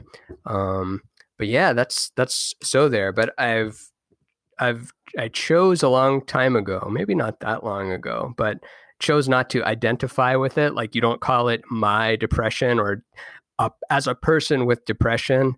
Like it's someone that it's something that you should actively try to. I mean, fight isn't the right word. Some people like fight because it's, you know, aggressive, like kill it, beat cancer, slay the dragon. Yeah, it's like it's very aggressive. It's loud, and sometimes people need that aggressive. But more, it's like, what's your strategy to get over it? Like, what's sometimes you have to wait it out. Sometimes what's your strategy? Is that your strategy? Always changes. It never, if I just had 12 rules for life book and I read 12 rules for life and then I'm not depressed anymore. No. Pet a damn cat, man. Yeah. Yeah, no, it's never one solution. And sometimes you can't defeat it, but then you go to bed and you wake up and you go to bed and wake up and then you realize it gets better. Maybe it's seasonal affective. Sometimes there are triggers for it, like finances are a big one for everyone, myself included. Like if that number in your account is not what you like and rent is coming up the next month and you've worked this hard and, so many of us don't want to even check the bank account because we're afraid of what it'll say and that'll bring you even lower than where you were before. So it's better off not even looking at what that number is. But even that I've gotten over in the last 2 years, especially the last year. Like I've really kind of recognized a pattern. Once you see a pattern in your behavior, you get triggered to be depressed. Like, oh, this again, I'm going to play that pattern again. No, I think I hacked that pattern where I don't need to actually go through the same emotions again. It's not like I'm happy all the time, but it's like, no, I can still think straight and recognize this is not the end. We've been here before. This is what we do to get out of it. And also the routine helps, like making sure you're physically active, getting sunlight, have social things, have something creative you're doing, have something you're working towards long term, all that kind of stuff helps. I don't claim to have any solution for, that's works for everybody. I know some people do need medication. I know that also people are very overprescribed as well. Some people are just happy, I guess, too. Like they don't get it. They just are. That's good too. What about you? You have the depression? Oh yeah. I mean, I go through extreme swings, ups and downs. And, Yeah, but yeah, and I try and and I try and have like big psychedelic trips to kind of defrag my meat hard drive and that sort of thing. It's a great reset button. Yeah, Maybe not for everybody, but I think it is very it's helpful. not for everybody. Yeah, for sure. Yeah, Yeah, so much of it is not the narrative, even though we convince ourselves it's the narrative. It's, oh, my career is bad and I don't have money and blah, blah, blah, blah, blah. But sometimes that just something in your brain chemistry needs to be changed, and the psychedelics can help with that. And you don't know it until it's there. And then once it's there, you're like, oh, I was depressed. That's crazy. yeah. Well, yeah, and it's also like it's hard to be, I think, in this kind of in the world that we're wanting to be in. Like, man, I just want to be a creator. Like, I just want to create. I just want to do creative things, and I feel like I can't really function in any other kind of like rigid, structured environment. And then it's like the money thing, and like fighting against that, and but And the jealousy is so easy to be triggered nowadays with just being subjected to so many images of people doing better than you, whether it's in the grocery store, on the tabloids, in the phone, like on the Explorer. Like, you're confronted with nothing but celebrities or even 12-year-olds that are oh better my than God, you. Yeah, they're funnier than hate you. They're 12-year-olds. better at music. Yeah. Or 8-year-olds. They're all like, anybody from any access is outperforming you, and you get into this trap where you eventually realize it's like, what? I'm jealous of 1,000 people. Like, I'm not going to do what they do in that many different directions. And also, there's only 24 hours in the day, and any time you spent looking at someone else, you're not looking down at your own paper and building your own thing. So I don't know. I don't think avoiding social media is the answer for someone that wants to be a part of the world, but also not fixating on it's not good either. It's like, you should spend most of your time working on your thing and spending a few moments in the day doing the uploading and replying to comments and people that message you, if you want to have a connection with the world. If you don't, that's great too. But I feel like most of us, especially you doing a podcast, me doing podcasts, something in us wants to be engaged in the world. And Yeah, I mean, I wouldn't have met you had it not been for Instagram. I wouldn't have met a true. lot of other people without those. It's so easy to talk shit about those platforms, but there's good in them for sure. Yeah, I mean, the reason why I decided to get rid of some of my social media is because I had a kind of a devastating breakup, and so like I was like checking my ex's stuff, and I'm like, man, I can't. Oh, that's no good. I know, and it's just like a self-control thing, and I'm just like, all right, I can't do that. So if I just get off of social media, then I'll avoid that. How long of a relationship? It was a little like over a year and a half, almost 2 years.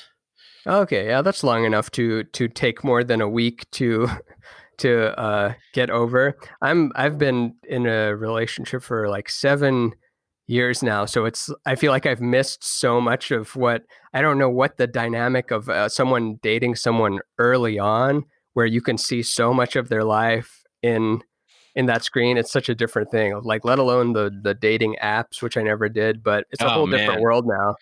the dating I'm so apps are forget about it. It's just like it's like a factory. Like I feel like someone makes this in like a plant somewhere, and they just like press them and send them off to the apps. Everyone's just like, hey, like I like drinking beers and hiking, and I must love dogs, looking for a dog daddy. Like it's just the same. It's like the same. Everyone's the same. They just like blend in together. So the apps suck. I mean, yeah, my ex and I met in like a very intense way. Actually, we met in an ayahuasca center in Peru. So we didn't have like the traditional kind of like, hey, you want to go out on a date? Like we were just like, hey, you're puking your guts out, and I'm shitting my pants. Want to do it together? Like These two are made for each other. Yeah, you've got the front, I've got the back. yeah. How did it end? Oh, well, we both moved to Denver together. We like set up a whole life together, moved into an apartment, got everything going, and then I don't know, it was just I think it was really it was just a compatibility thing, just like two kind of conflicting things. I mean, but it's also like we're both doing like a tremendous amount of work, on ourselves that we weren't really able to like come together to do together work, you know? I think it was just it was like a misfire. I mean, all the right elements were there, but I think in terms of like where we needed to be to make it work as like a couple just wasn't there. So who So the you hell said, knows? is it devastating because of the separation, or devastating because like the way it went down? Both. Yeah. Oh, both. Both. So not Yeah. good terms. It just went down and it kind of exploded, you know, it kind of came like a literal explosion, like well, actually not a little, figurative explosion.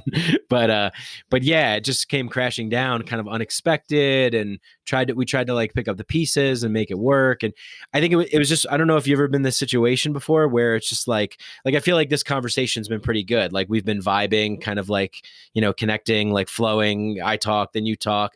Sometimes you get into a situation where it just feels a little off, you know, like you're missing each other. You're not really understanding what the other person's saying. The other person's maybe communicating in a different way. You know what I mean?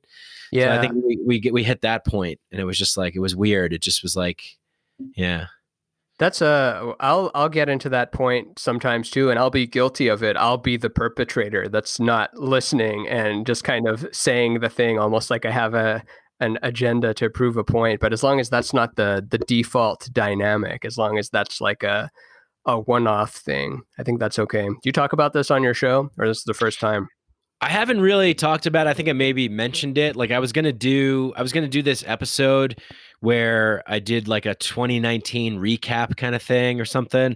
And then I just decided, I was like, you know what, man, like I'm not gonna tell these stories anymore of like, well, this happened, and then this happened, and then I felt this way. And like I've done that a lot on my show. And like people really seem to appreciate that, and they'll reach out and they'll be like, man, thank you for saying that. Thanks for being vulnerable. But I just didn't feel like it this time. I felt like I just want to kind of reinvent myself and move forward, you know, and not get attached to like all these little stories of what happened, you know. Oh, damn it. What happened? All right, we're back. Yeah, sorry, man. I don't know. That's really weird. I've never had issues with this program. Now, you know, it's a miracle any of this works. Yeah, it is. Yeah. But anyway, listen, dude, I appreciate you spending this much time, you know, talking and stuff. I feel like oh, totally. Yeah, what are we at now? Fun. I'm not sure. I have like all these separate recordings now. I think it maybe like an hour and 40 minutes. But oh, cool. Do you want to wrap it up? How do you feel? You want to go? How long do you do? How long are your episodes? Hour and a half to 2 hours. Oh yeah. Why don't we just stick around for a few more minutes and wrap things up? Sure. Get a nice bow on it. Yeah. So you were saying you don't talk about relationship stuff often. You were going to do a 2019 recap, and then you realize you don't want to start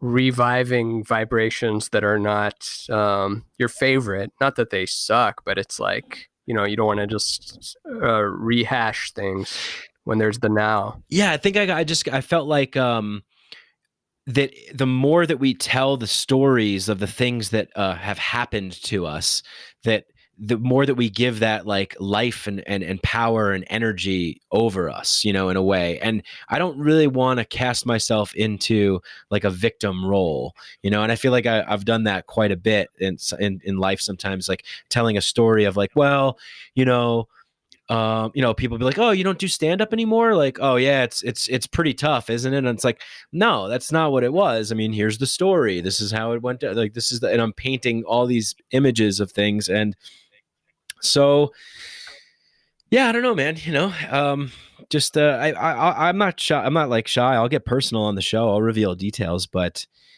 you know what I mean? Like I feel like that's where it's at. Not like that's only where it's at, but I feel like people listening appreciate when they learn little, you know, deep tidbits, because then it can, you know, help them in their own life, because it's not all about integration and psychedelics and, you know, this vague idea of doing the work. It's like I loved when Duncan Trussell was talking about how he had to borrow like $8,000 from Natasha when they broke up, and he was broke. And this was at a moment in his career where this was before I even knew him. And I saw him as like, oh, this guy's got it figured out. He's got the successful podcast. He's living in LA doing this, and he's being his true self. But little did I know at the time, he was he was broke and was didn't know what to do, and then he revealed that tidbit, and I was like, oh, that's cool. Or when people talk about their or Aubrey Marcus and what's her name, Whitney something, when they were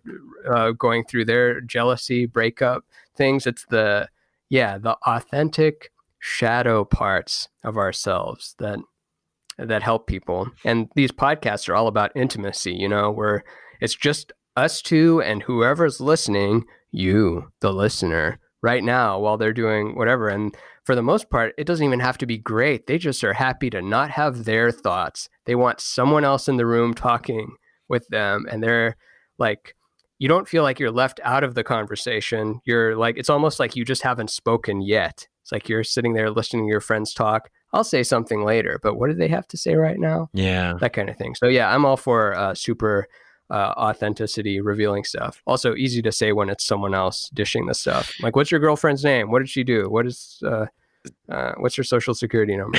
What are those digits on the back? 3 digits on the back of your credit card, expiration date. Yeah. So you think I should do an episode like that? Then you think I should? I mean, that would be. It sounds like that. A recap, or just kind of talk about it.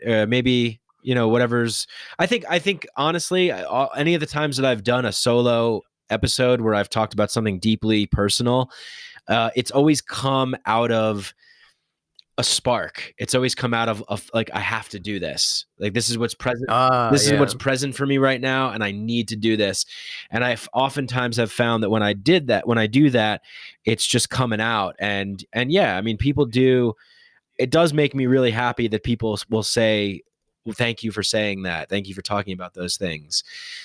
Yeah, don't fake the funk, of course. Don't talk just because you can. Like, I hate when people have a solo episode and they don't have anything to say. They're just filling the time. But thinking about every podcast I listen to, I always do appreciate the solo episode every now and then where you kind of learn more about the person you've been listening to this whole time, and they have this other thing going on. These are their insecurities. This is what they're struggling with at this moment. Sometimes it helps.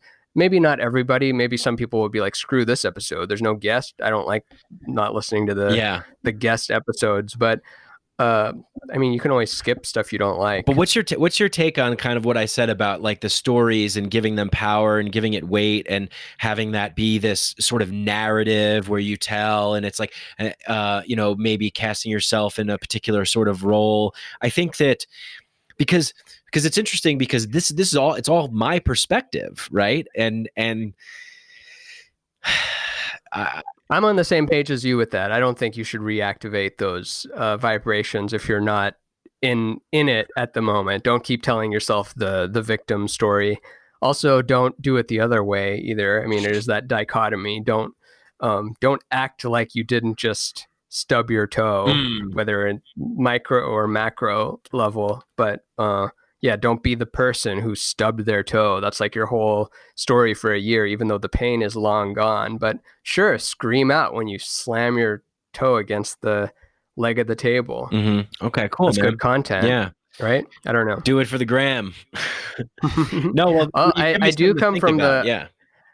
I do come from that. I do agree with Gary V in that you cannot post enough stuff, whether you're a musician or podcaster or artist. We're past the age of being able to oversaturate. You cannot have too much of what it is you want to do available. Don't spam people. Don't show up in their inbox every day. Don't post 10 Instagrams in a row. But like, as far as having it be accessible, like, let's say in a Patreon or something like that, like, I don't think you can oversaturate yourself. Yeah, I think I'm the opposite. I don't do enough saturation because I'm like fucking, I got some like Gen X DNA in me or something that's like, fuck that, man. Like, if people want it, they'll come to me. Like, but are you Gen Xer? Nah, I'm barely millennial. Yeah. I'm 84. What are you? 84. 84? Yeah. Cool. Good year. It's a great year, man. Yeah. Orwell. Mm-hmm. We were born in the dystopian prediction. Yeah. We were. Yeah. Cool, man. Well, yeah, this has been great, dude. I really enjoyed speaking with you, and I feel like thanks for having me. Do it more. For sure, definitely. Tell people where they can go find you and the Rainbow Brain Skull and your Instagram and all that stuff. Yeah, so you can go to rainbowbrainskull.com. You can go to raminnazer.com. Also, my Instagram is where I'm most active social media wise, but it's pretty much the same content, whether it's Facebook, Instagram, Twitter. I make drawings and podcasts and I put them on those. And the Patreon, I'm starting my Patreon back up. I haven't made the announcement yet, but I've got a lot of stuff banked up, and that's going to be my focus in 2020. So if you enjoyed anything of what I've said today and you want to check more of that out, stop by. Tell me that you heard me on Mycadelic, and I'll give Mycadelic 100 points on the imaginary point system. 100 points. Once. Yeah, once. Only one I'll time. take 100 Flargon snouts. 100. Or maybe I should do like a giveaway or something. No, I don't want to. Maybe. I don't know. Message me and tell me if I should do a giveaway for you. I'm so do whatever you feel called to do. But yeah, I mean, go check out Ramin's stuff, everyone, because it's just it's awesome, and back when we were talking about before, actually, you were like writing bits and things like that. Like some of the art that you do, I mean, it's like I could tell that there's like an element of sort of like joke writing in there. And there was this one that I was actually laughing about before we came on, where it was like, tonight the news, we all wear suits and we live in a world of buildings. Yep. Anyway, yeah, we do. Yeah. Your stuff is great. Go check out his stuff. And thank you, man. Yeah, man. I don't know. Like, I feel like how do we end this? Like, how do we put a bow on this? Is there a final thought that's like rushing into my brain right now to say something? It's never all done. It's good enough until it isn't. The podcast could keep on going. We could just keep talking. We could just never end this thing and just keep it going. And if you ain't psyched, then it ain't Mike. Oh, is that boom. Is that how you end it? That's do you have anything you say? No, man. Keep it crispy. Keep it crispy. Who says that? Pete Holmes? Yeah. Boomer lives. Good night and good luck. So long, sweet bitches, or whatever Rogan says. So long, satsang. So long, satsang. I just made that up. Go fuck yourself. That's Bill Burr.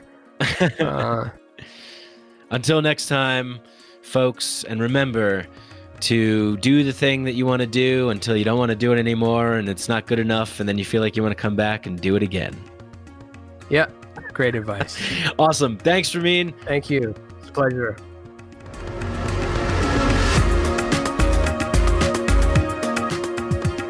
Hey, I hope you guys enjoyed that conversation as much as I did. If you did, go and leave a 5-star rating on Apple Podcasts. You can leave a 5-star rating and a review if you feel like writing something. That would be great. It helps the show a lot, helps us bump us up in the Apple algorithm, get the podcast exposed to more people. So if you like the show, go ahead and do that. If you want to go a step further, go to patreon.com/MikeBrank. You can donate, become a patron, be a part of the Mycadelic Inner Sanctum WhatsApp chat group of people chatting and connecting all around the world. They're finding the others, bringing them together, creating community. One of my favorite things to offer. I also release bonus episodes. Sometimes I do episodes that are kind of raw and kind of beta test them for the producers of the show, which are my patrons, the people who support the show. Big shout out to everybody that's a patron. Thank you for your love and support. If you want to do a one-time donation, go to my website, mikebrank.com. Go to PayPal and do a one-time donation if you feel that. And I really like the method of donation. It's a gifting mentality. And reading Charles Eisenstein's books recently and his talks have really kind of made me embrace the spirit of the gift, of giving and gifting. And what better time than this holiday season to be generous and to give. And, if you like the show, just tell people about it, spread it, share it. Also, contact me. Go to my email on my website, the contact page, mikebrank.com. Reach me on Instagram, Mycadelic_podcast. Hit me up on Facebook. Send me your messages. Send me your thoughts. Send me guest suggestions, ideas. Share your story with me. Reach out. Give me feedback. What do you like? What don't you like? And I love to hear from people. I always respond. So you can go ahead and do that. If you're interested in CBD, we have Hemp Bombs as a sponsor. You can go to hempbombs.com, get all kinds of CBD stuff. And I used to take their gummies. I think I'm going to start taking them again. I ran out, so I got to get some more. But they're really good. And check it out. If you're interested in CBD, you want to give it a try, put in the code Mike15 at checkout. and get 15% off all of your CBD wants, desires, needs, and so forth. Big shout out to Danny Barnett and Galaxia for the music, the intro and the outro. And of course, thanks to Muse, who I mash up their song and put the Terrence McKenna clips and everything in without their permission, but somehow I'm still able to do it. So thanks, because I love that. And what else? I don't know. Thank you so much to everybody for your love and support, for listening. And yeah, I really, really, from the bottom of my heart, really can't express how grateful I am that out of all the podcasts out there that you choose this one to listen to. And like I said, let's really make this a collaborative effort. If there's something that you hear, that you notice, something going on with the show that you're like, hey, you used to do this or you do that, or I'd like to see this, or hey, did you ever think about that? Shoot me a message. I'm open. I communicate. I message back. I like this to be a collaborative effort. I want more community involved in this. So anyway, thanks. And till next time, peace.